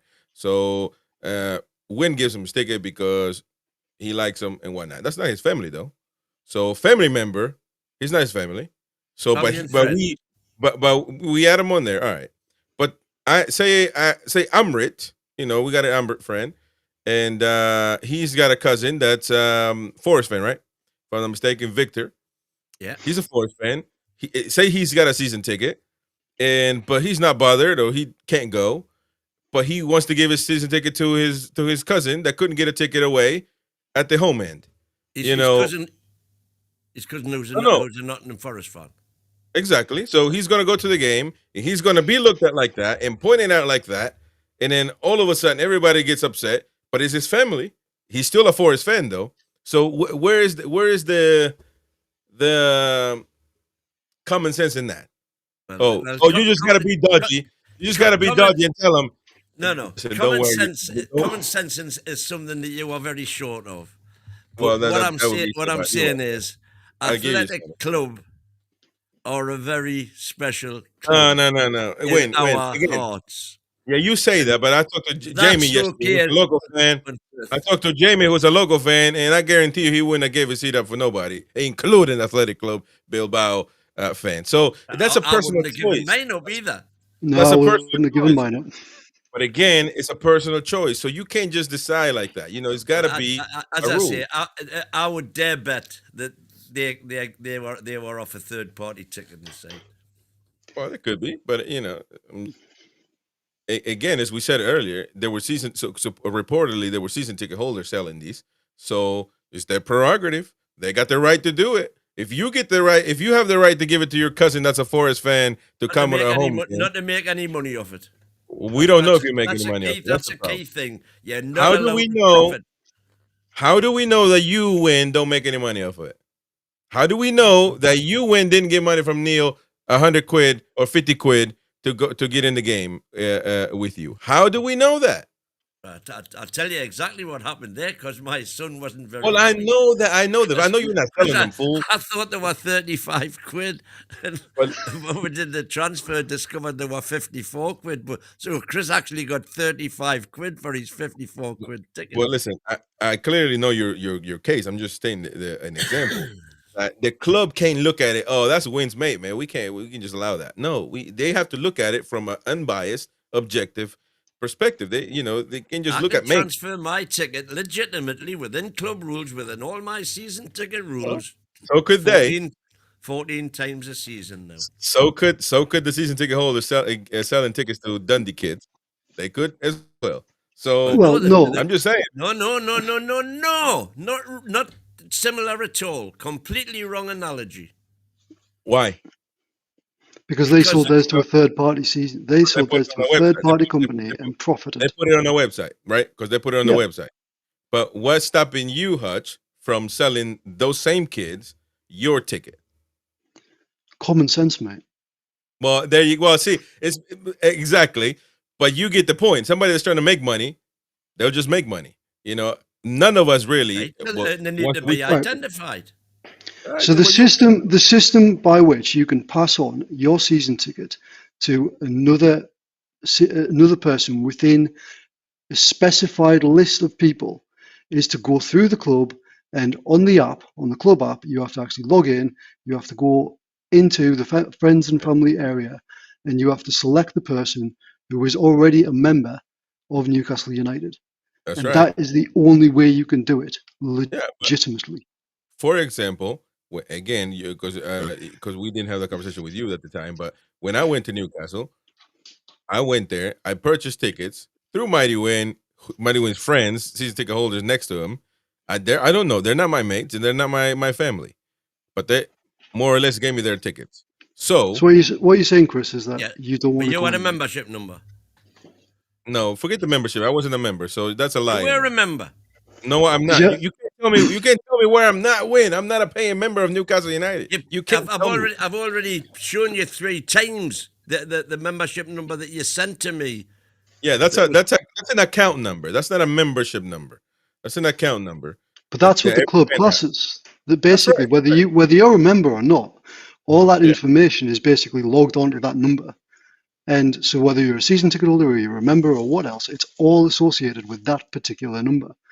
And therefore, when you go, or when you've applied for that ticket, or when Wins Mate has offered you that ticket, it is through that membership number. The fact that you are on his friends and family list makes you eligible to do that. No. You can only transfer your ticket to family and friends, right?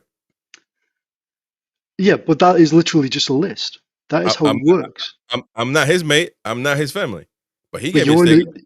You're on the list. And that's how it works.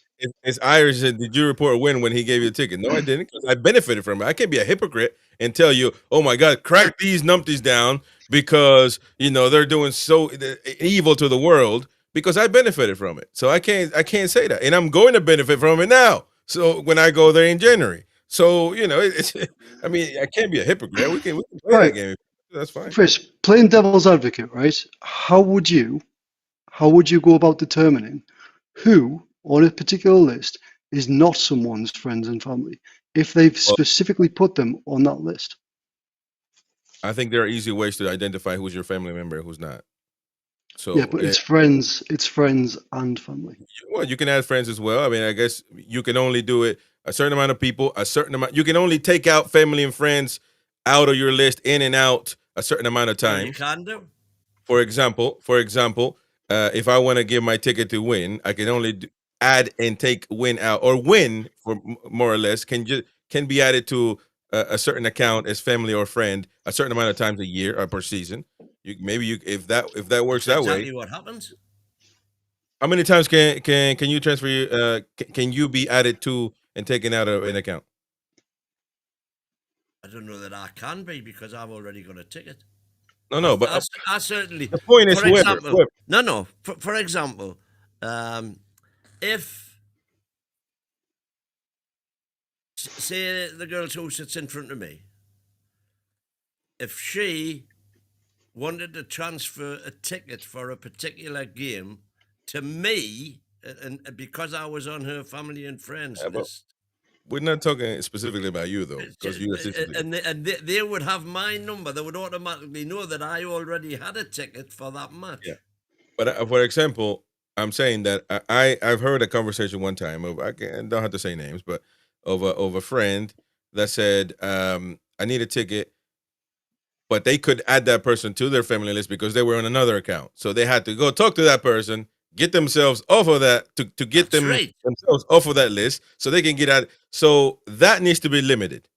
Or else people just do whatever you want. You can get friends from all over the place. And I could also, nothing stops me from trying to make a couple of quid from a Champions League game, Athletic Bilbao, to say, you know what, give me 100 quid and you can go do my game. And you're my friend, you're my family, you're my cousin, you're my whatever. I'll add you to I'll make 100 quid. You're going to tell me that, what? I understand that Hutch is saying common sense stops you from doing that. What common sense? Trying to make a quid?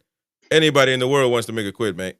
So it's not that Newcastle local folks are flawless from trying to make a quick buck. So plainly not, because there's tickets getting on the third party sites. But what the club kind of reassured me today was that the efforts that the club are now making to make that ever more difficult, which in this high-tech age, it's beyond my pay grade how you deal with bots and multiple applications and all that, because apparently they're very sophisticated and they are having to become as sophisticated themselves in that IT department and security department, which they've brought in new people for, apparently. And they are, as we speak, battering down on one of the suggestions was to make ballot applications only 5 days before the matches, because that then gave the bots less time to to work their magic, because apparently they can't take a length of time. I Also, don't know. This but also, was you two know, this was two experts talking. on the, One from the floor, and their guy. I mean, also So- for fans trying to transfer a ticket, like right there outside, and it's kind of a pain in the butt anyway. But I don't know. Go on, mate. You want to say something? Hutch? I mean, from what the mighty win was saying there, it would deter them simply because the administration around actually selling those tickets probably would, unless you basically are local and are buying that ticket, it would then become a real pain in the backside trying to organise travel and all the rest of it to get to that particular game for what is effectively a 5-day turnaround. Yeah. But I mean, going back to the friends and family thing, or selling your ticket for a Champions League game, we don't get into the Champions League often enough that should be happening. And I would question anyone's integrity as a fan if they're selling their Champions League game for 100, 200 quid, whatever it is. Integrity is out the game when you talk about this. There's clearly no integrity. I mean, you can give your ticket away or it's, whatever. But Yeah, but let's face it. You're only going to give your ticket away for that type of game if you're on death's door. I mean, you're gonna make every single effort to get to that game. I understand what you're saying, and that would be the common sense. That would be what most likely happens. However, there is the possibility that it wouldn't. So, I'm just saying you got to play devil. If you're the club, all I'm saying is if you're the club, you got to play devil's advocate, because you can't just say, "Nah, Joe just wouldn't do that." No way. Let me tell you something. It is happening. So and they're cracking down on it. Yeah, that's fine. That's good. fine. Because it's simply the number. They're watching the number. They're closely now monitoring the number of transfers between friends and family attached to any one particular seat. Well, if they give you a number nine times you can transfer your ticket, then that's it. You can use it all 9 games in a row if you want to. Yeah, but even before it gets to the 9, if there's a constant monitoring week after week after week. Yeah. And they said the figure was something like 4,500 ticket seat numbers have now been. The word they used was flagged. There's 4,500 seats now been flagged for suspicious activity, shall we say, in terms of transferring tickets. That's right. All right, we got to get into the Confidential by Craig Hope today, ladies and gentlemen. Don't forget to smash the like button. Help us out. Comment in the comment section down below your opinions on this particular matter. Let's get into Wissa. He will not make his Newcastle debut at former club Brentford this weekend, as was previously thought of. Confidential can reveal that the time frame on the striker's comeback has been revised, and while the hope is he will be available not long after international break, the exact date is unknown. Wissa is said to be working well on the grass and is building up his fitness. His knee's feeling strong, as such, there is no injury on the knee. However, Newcastle want the 29-year-old to be ready to impact and impress when he does finally play. It would have been seen as counterproductive where they needed to rush him back in his performances be way below his best level. Rather, the hope is that Wissa's work on the training ground, perhaps with a behind closed door friendly. Okay. Against who? The under 21 or against Gateshead?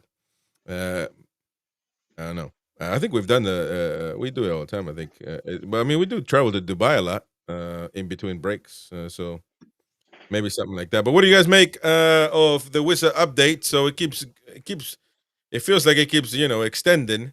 But if he is, the can gets kicked down the road. I mean, what they're saying there basically is when he makes his return, they want him to hit the ground running. return. He hasn't even started yet. Yeah, well, exactly. Yeah, Well, I have a theory when on he this makes his return to Premiership football, shall we say? I don't think that he'll be involved against Brentford, because if he's involved against Brentford, the DR Congo national team will think he's fit and they'll pull him into the national squad, and they don't want that. And I think that's the top and bottom of it. I think that's the reason. I think that Wissa is having a conversation with the club. I think they're coming to an agreement that we're going to say we're still knackered. Use us. Yep.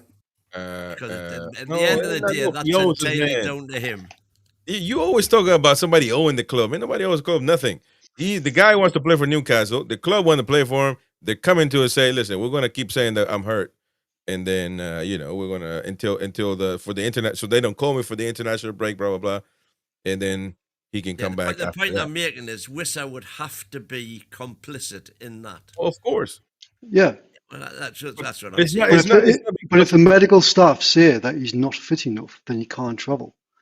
So I think that basically this is the medical staff turning around and saying he's not fit enough, and as a consequence, he has to stay here for rehabilitation, whatever it is. And as a consequence, he's not going to be on the bench against Brentford. He's not going to be starting against Brentford. Hopefully, he will be fit and ready to go as soon as that international break is over. Yeah, well, and I think that comes, obviously, the medical team just won't make that decision on their own. I mean, they obviously have to have, the club back in to say, you keep saying that until after the break, or, whenever the break. On one of the shows we did after, I think it was the post-presser thing, did somebody not bring up the fact, if you like, the FIFA regulation, which states that it's the member country's own medical team who have to make that assessment. So they have to assess them. So if, for example, Congo were to turn around to Wissa and say, okay, yeah, you're not fit, but come over anyway. Yeah, but they can't make them play. Then we'll assess you. They can't make them play, so No, that's the thing. But again, we're talking about always trying to do this bureaucracy. All I'm saying is the bottom line is it's down to Wissa. Well, he doesn't. So because here it says on the article that Wissa is said to be desperate to repay the faith and patience Newcastle showed by waiting 6 weeks over the summer before eventually signing him on deadline day. Let me see here, because there's something important. On the subject of international football, it seems increasingly unlikely that Wissa will play the Africa Cup of Nations in Morocco. So that's in December and it's January. A long way away. December right here, man. You just got 1 month because we've got a few games before that though.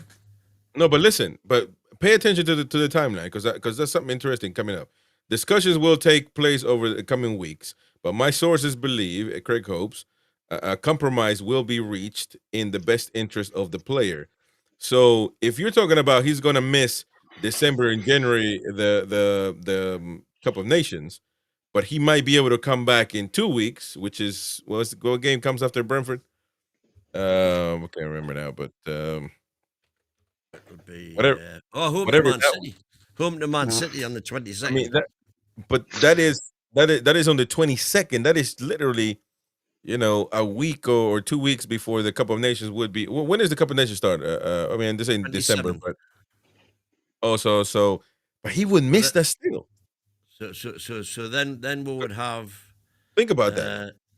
After Man City, we've got Everton away on the 29th, and we've got Tottenham at home. This is in the Carabao, obviously, on this. But if he's ready to play in the Carabao, if he's ready to play for those, Tottenham at home in the league. Sorry, on the 2nd of December. And then we play Burnley at home on the 6th of December. I'm saying they come thick and fast. And I know that. Sunderland away on the 14th. But listen. This is the main thing though.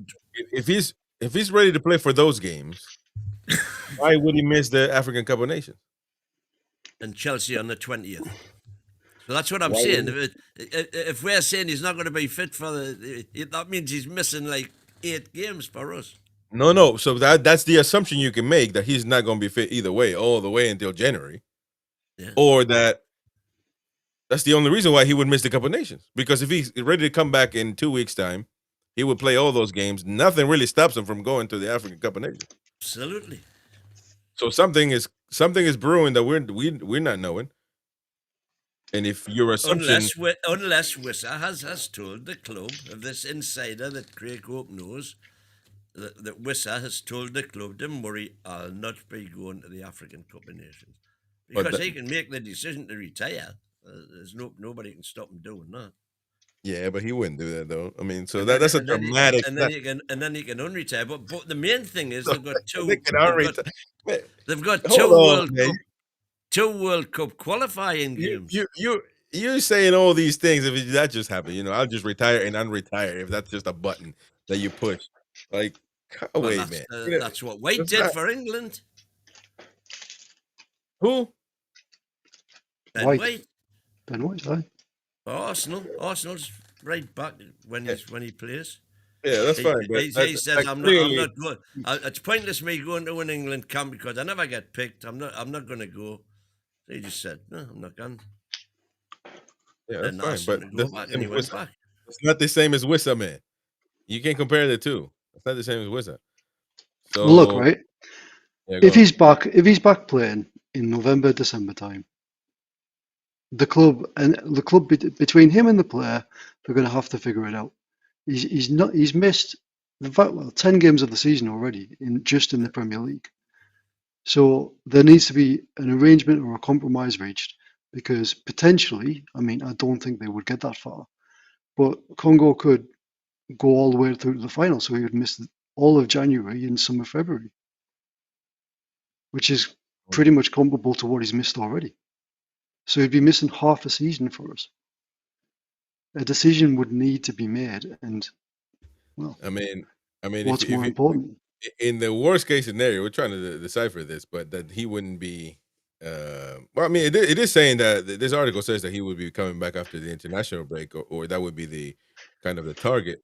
But if it says that he's going to miss the African Cup of Nations, if you just start assuming things, like, is he going to be knackered until then? I mean, that could be, but I don't think so. I think that would be so dramatic, though. I don't think that.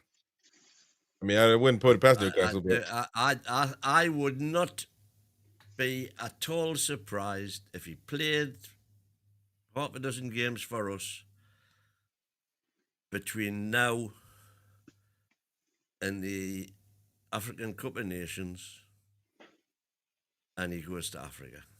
I would not be surprised one little bit. Yeah, I think it that's wouldn't surprise me either. I think that's what's going to happen. So I don't know about. I don't think there's a lot that the club can do to prevent that happening. No. I mean, but it's just all down to the player. No, the club. With regards to what is happening this international break, our medical team can send documentary proof that basically states that he's injured, and it's up to Congo or the DR Congo to challenge that and say that they want either a second opinion done by themselves or want a second opinion done by someone else. Presumably, we've sent that documentation, and he's not going to play on Sunday for that reason. Right. Yeah, some people in the chat says that. Corey, presumably there. He's 29. He'll want to play for his country last tournament for his national team. I wouldn't I wouldn't blame him. I don't. I'm a patriotic person. I don't blame players for trying to do their thing for the country whatsoever. But I'm just reading between the lines here and trying to see what might happen. It is 10:30 at night in the UK, folks. The late night show. Stay tuned.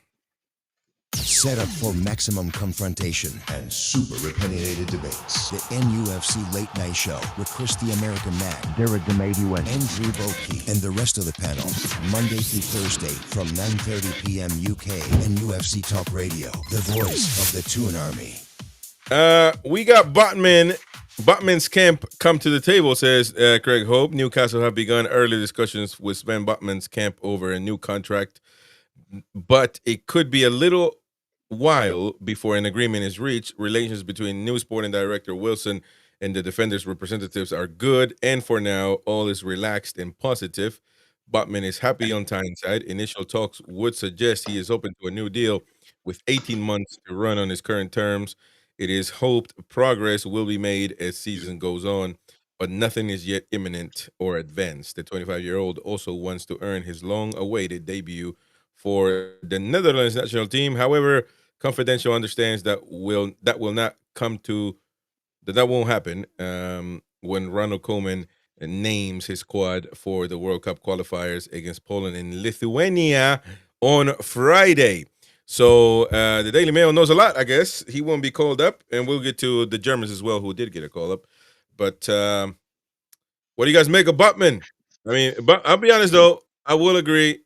Botman's last 2 games, 3 maybe 3 is a stretch. I gotta remember really.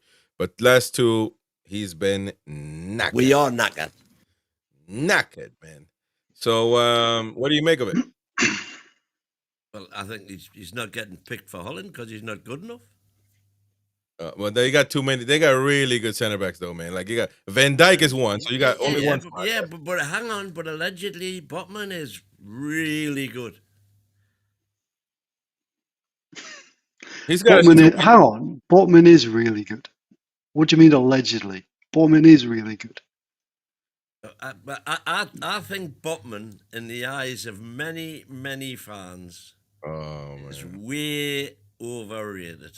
That's poor, man. That's poor. Tim, tell him that's poor. That's poor. That's really poor from him.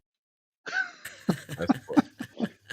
we got Tim on the buttons now, man.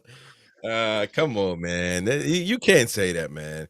You know, look, I can't have said it. But you defend Dan everything. Burn is a better centre back than Sven Botman. There you go.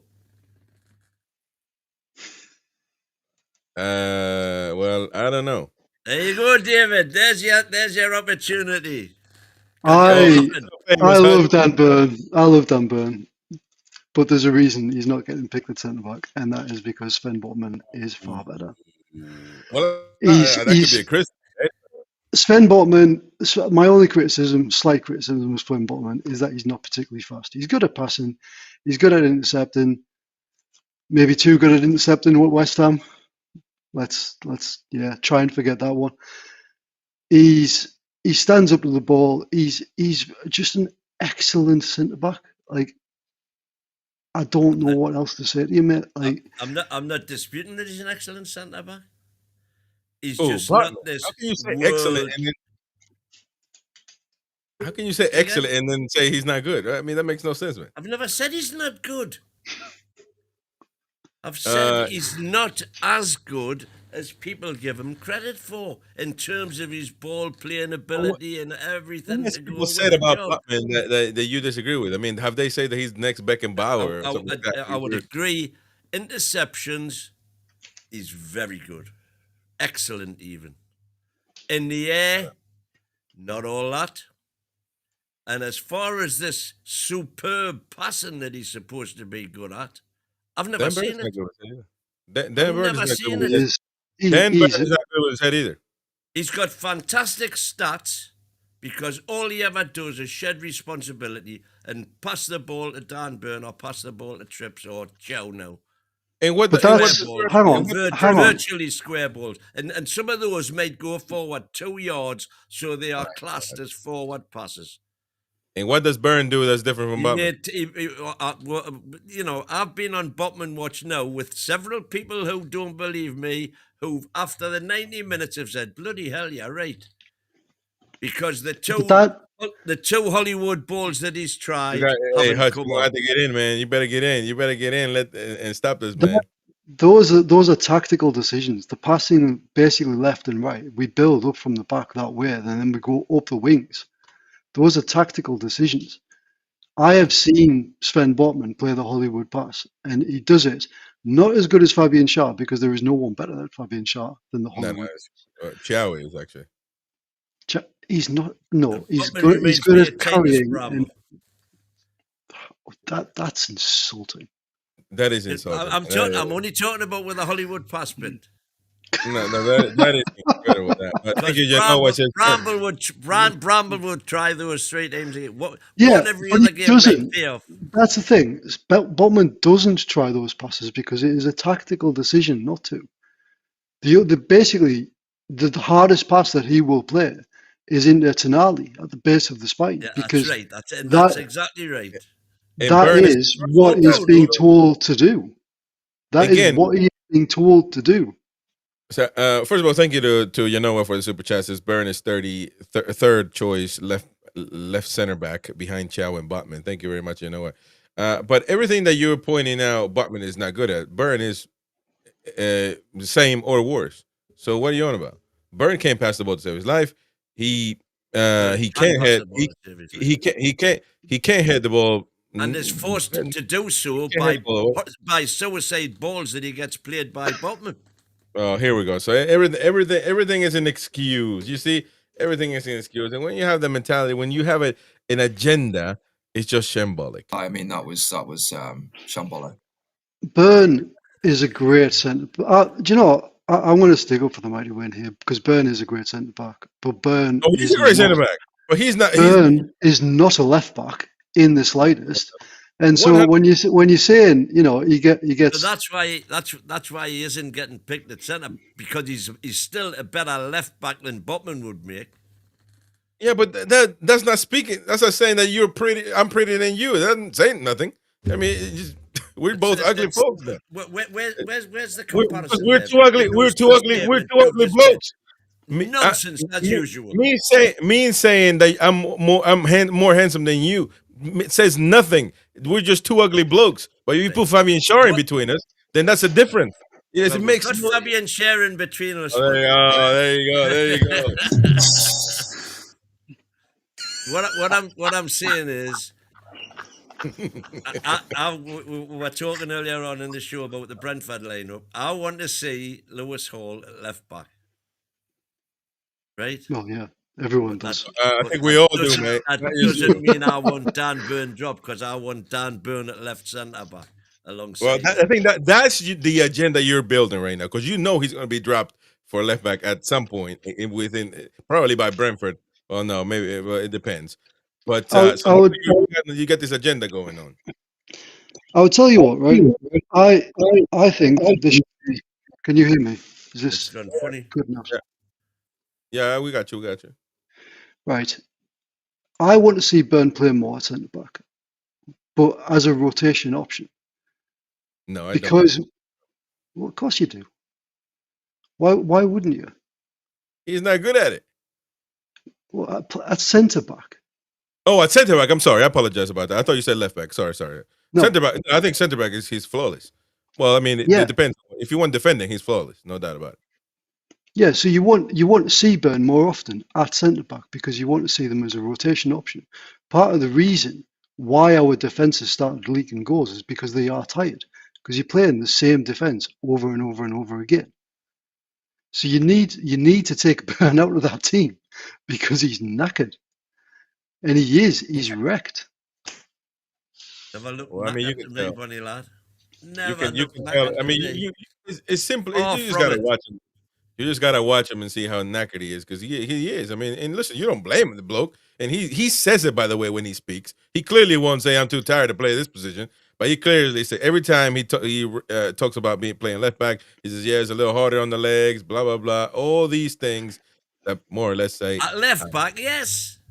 Well, not 100%, and it's physics, man. Physics. He's 6'7". There's hasn't been one in the history of football. He should be the greatest player in history if he was good at left back, because having a left back at that size, that weight, and that height, that should be a phenomenon. He should be playing for Real Madrid and all the top clubs in the world, but it's not. It's not happened. So it's for a reason, mate. It's for a reason. Right. As we're talking about Dan Burn and physics, can I just ask, how on God's earth did he manage to get that much curl on a header? Oh, that is incredible. That is incredible. I've never seen anything like it in my life. He bent it like Beckham, to say the least. I have never seen anything like it in my life. Let me tell you something. I've never seen anything like it in my life. Hey, let me tell Mary you something. Poppins. Byrne, I don't know, but I think Byrne has kids. Byrne's kids, Byrne's wife, Byrne's mom and Blythe and father. I'm thinking they're both still here. Father and grandparents, if they're still here, all of them combined would have never thought he was going to score that type of goal. So Nope. to say that is something that, because yesterday you were coming on and says you don't want to play a left back and miss a goal like that. No, that doesn't happen often. So you can't use that as a favor to say, you know what, he can score those all the time. So play him left back. First of all, that goal had nothing to do with playing left back. Nothing. That was a set piece where he should have been there as a center back anyway. So that argument is out the window. I agree with Hutch 100%. He is one of probably, I'm going to say, one of the best center backs we've had in this century, which says a lot. And he's obviously being a Geordie. It doesn't say a lot, actually. Well, maybe you're right. Maybe you're Better right. than Titus Bramble. Well, I think Coloccini was great. You know, I think I'll take him over.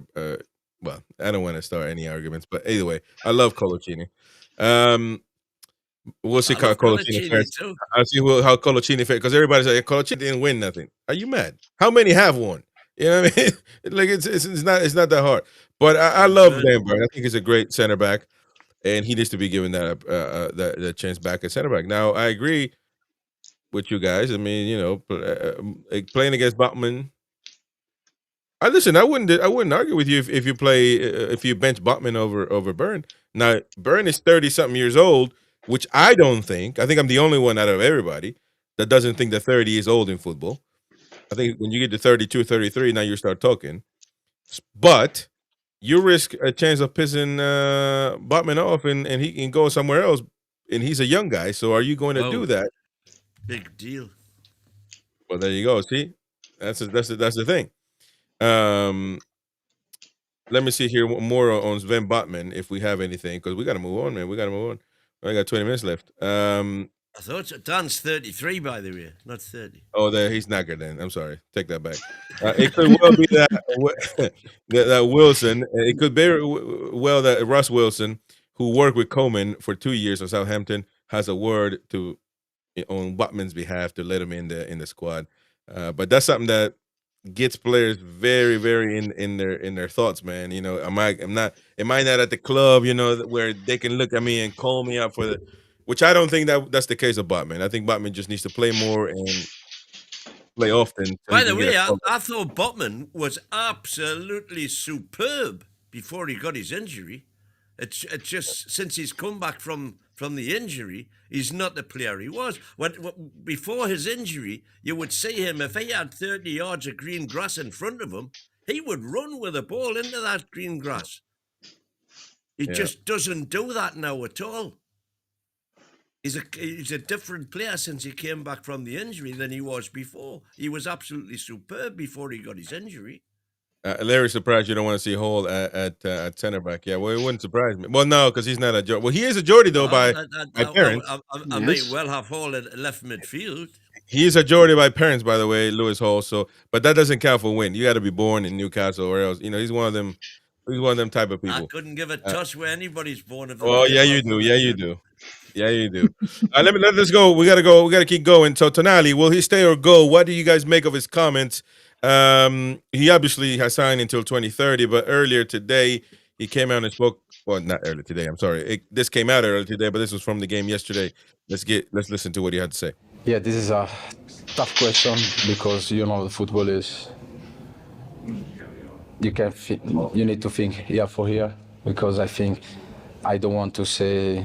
I want to stay here 10 years, and in 2 years, 3 years, 4 years, 5 years, I will go. So every player here, I want to think just for me, but year for year, because this is football. And every summer, you know, the last summer was tough for us, for Alex, but this is football. If you have a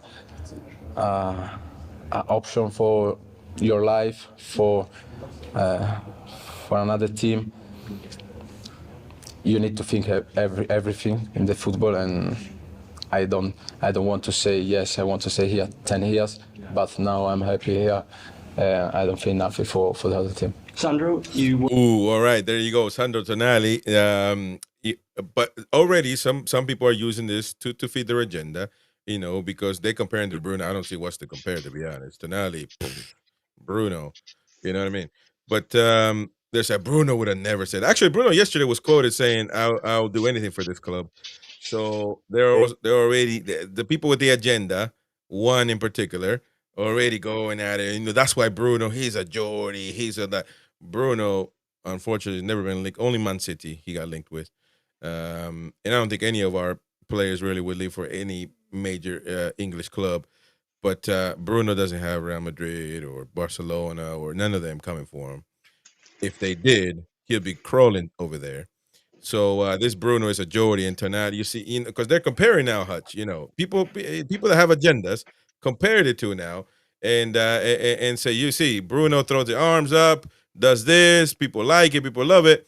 Tonali says, I can't say anything because he's being honest. Football is you can't. Absolutely honest.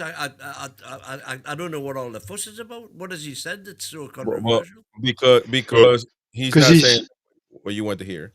Yeah, basically, he said something along the lines of, I might not be here forever, which, as you say, is honest, and it is honest. He probably won't be here forever, but at the same time, he signed a contract to 2030. He's going to be here until a club can actually agree some form of transfer agreement with us. But have we really? What about after the Isak situation, Hutch? Contracts, man, mean more that those fake dentures the Mighty Winds got on, man. Once he falls asleep, they're out. They're gone, man. So Those what? Your dentures. Well, people seem to, we lost this little particular battle with Liverpool over the Isak situation because Isak basically screwed us. We still came away with 125 million for him, and he's not exactly lighting up the world. So, it's football. People will come and people will go. Isak left. Big Nick came in. Big Nick's doing well. Could he be doing better? Yeah, of course he could, but he will do better as and when he grows with the team. Tonali needs to look at the situation and see, right, is there a Real Madrid coming in for me? Is there a Barcelona or is there a Bayern Munich coming in for me? Because at the end of the day, it's all well and good for people to say, oh, he's angling for a move to a different club. He's not angling for a move to a different club. He's simply saying that Newcastle currently in the food chain of football is not the top. And if someone comes in like a Real Madrid, then they are going to put money on well, to be fair, Real Madrid will probably hang around until 2030 and try and sign him on a free, wouldn't they? Oh no, because that's what they do now. That's what they're doing now. Yeah, because they used to buy players for a lot, man. They learned their lesson from Hazard. Because Real Madrid are big enough to wait. To no doubt about it. That if they wait, it's coming. Oh yeah. Even if it is Trent Alexander-Arnold or whoever it is. That's right. Which, by the way, Liverpool fans, you're hypocrites, man. The way they booed him, the man gave you until the last day of his contract and left on a free, and you're mad at him. You call him a rat on his mural, because he left on a free and didn't leave you a miserable fee, and that's why you call somebody that came from your loin. You call him that, and you and compare the situation to Isak that treated us like garbage. That Wynn said it was all right until it wasn't, because he's a top player or whatever. Come on, man, have some shame. But they had the chance to get a fee for him because Real Madrid actually came in January and said, "There's some money." Yeah, it wasn't enough. And it wasn't Coppers either. That was 65 million. Exactly. And they wanted more because I think they wanted like 100 million. No, they were still hopeful that they could persuade Alexander-Arnold to stay there. Yeah. Let's get moving. When Real come knocking. Oh no, you're knackered. If Real come moving, man, we are knackered. You better believe it. Copenhagen though are crafting their moves. Is confidential.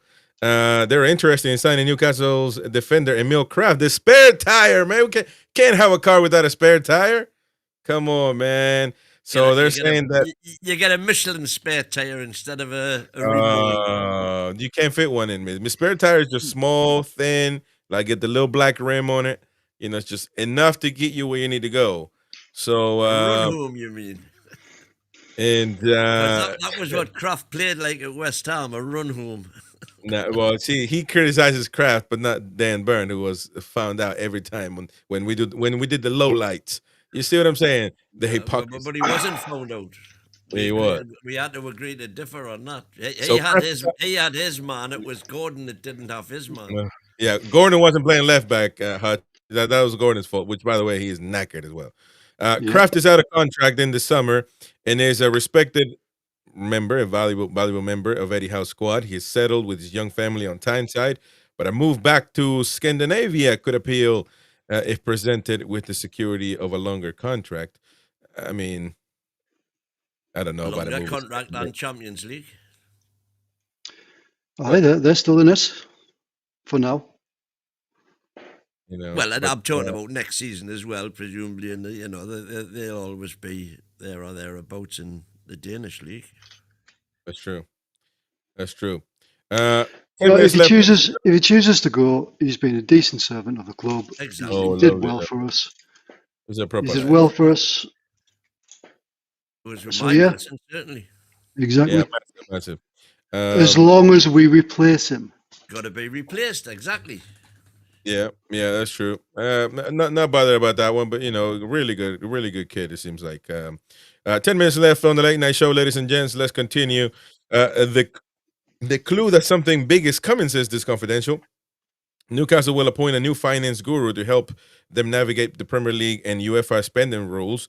The club are ready to hire a technical accountant expert. Oh my God, not win with the spreadsheets. Whose job it will be to advise on the accounting implications for all projects and proposals. This could indicate that a major project such a new training ground is nearing announcement. But Chief Executive David Hopkinson also wants the new employee to close monitor the changes in spending rules that will impact the club. It will be their task to implement process improvements around matters like PSR. Hopkinson is halfway through his 100-day review and the club's with the club's internal workings. This week, he saw the chief commercial officer, Peter Silverstone, leave. He's on garden leave. So, do you guys agree that something big might be happening when you want to apply for the job?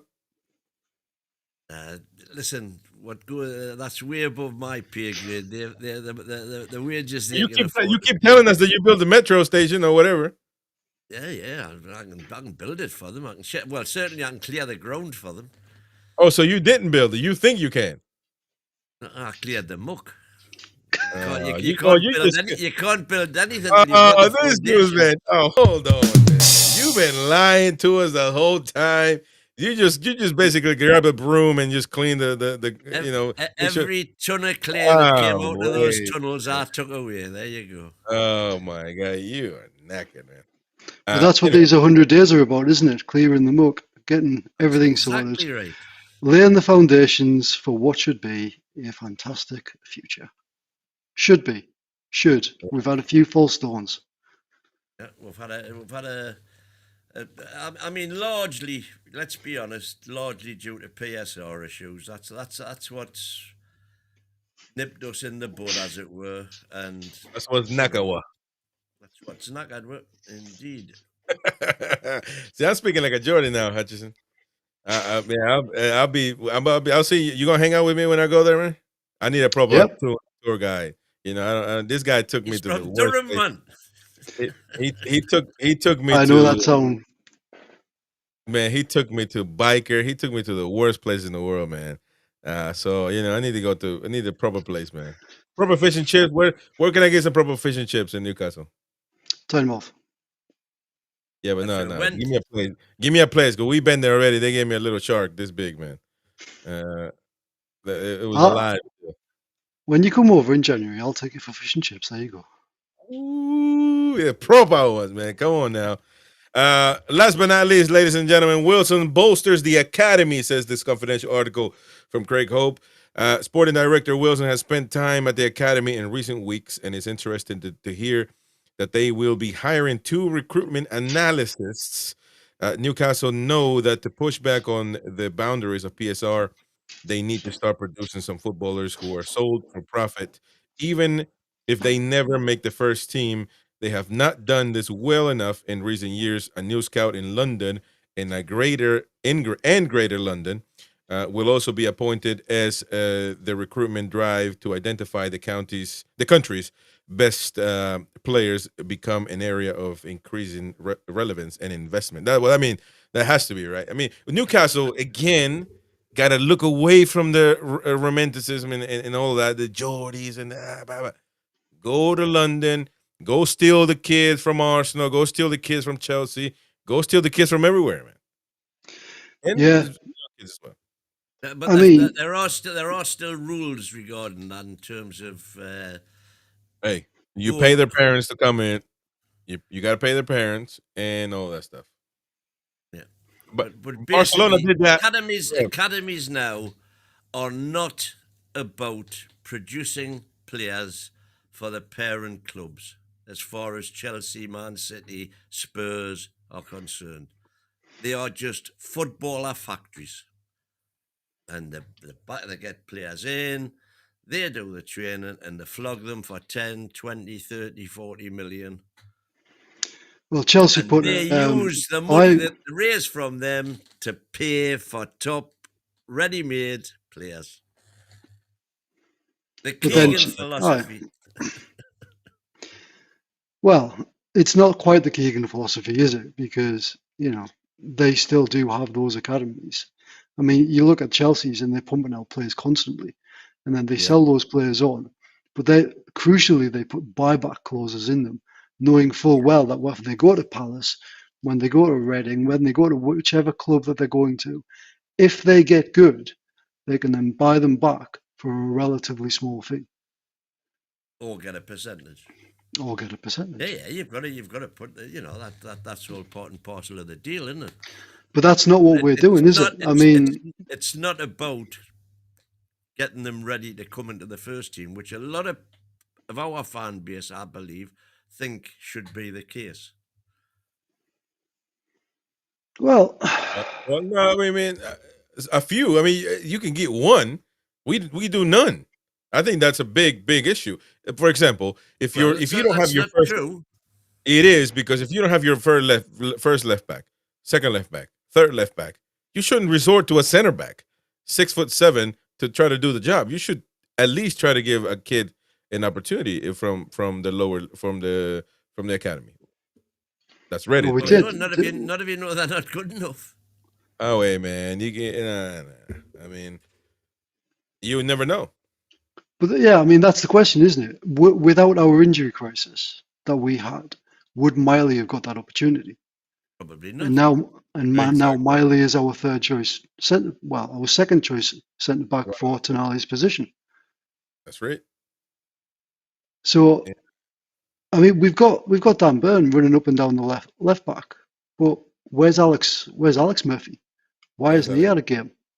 He's been training. He's not getting an opportunity though. That's what the reason he didn't play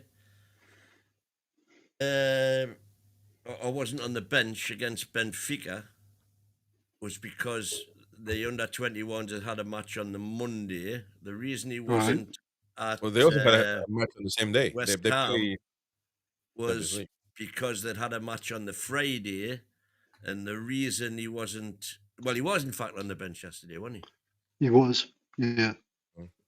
Yeah. But surely the first team would come as a priority over there. Like, so if Lewis Hall wasn't fit, then Alex Murphy should have been taken out of the under-21s and put on the bench. But Lewis Hall was on the bench, and they didn't get played against West Ham. That's right. Like that. I mean, of all the things that kind of like is a bugbear of mine, it's things like that. It's common sense. Well, again, I was Geordies have common sense. I didn't know that by just talking to Win all day, every day. My goodness. I was furious. Not all deluded. That we had 2 keepers on the bench yesterday. Max you keep Thompson. saying that, but it Max lasts. Thompson. It lasts you. The furious. Until it was pointed out to me that there was actually nobody else could have been on the bench. Yeah. We got to call it a day, though, folks. Thank you very much for joining us. 11 p.m. right now in the UK. It's been a grand show. It's been a really, it's a canny show that we've had today. Thank you very much, Hush, for joining us, man. Did you have fun? I had a great time. Thank you very much, guys. Oh, that's lovely, man. We got to get you back on, man. NUFC comparison on NUFC Talk. You can enjoy it on a weekly basis on this channel and listening to it in your favorite on your favorite listening platforms with Hutch, Jamie, and Simon. So thank you very much, all of you, for joining us. And we'll be back again tomorrow. Tomorrow we got the presser, of course. So join us. And got the Friday Neat show, the music show. So what's your favorite music, man? What type of year? What type of 90s, 2000s? You seem like a 2000 guy. Who, me? Yeah. I'm a punk guy. I like punk music. So. Oh, you're a okay, punk rock. All right. Need out. We're gonna see if we can put some on. But anyways, folks, thank you very much for joining us. All the super chatters as well. Thank you very much indeed. We'll see you in the next. Warren. Thank you, Yanu. Thank you, Irish, and thank you, Corey. Away the lads. Thank you, later. See you later, folks. Bye bye.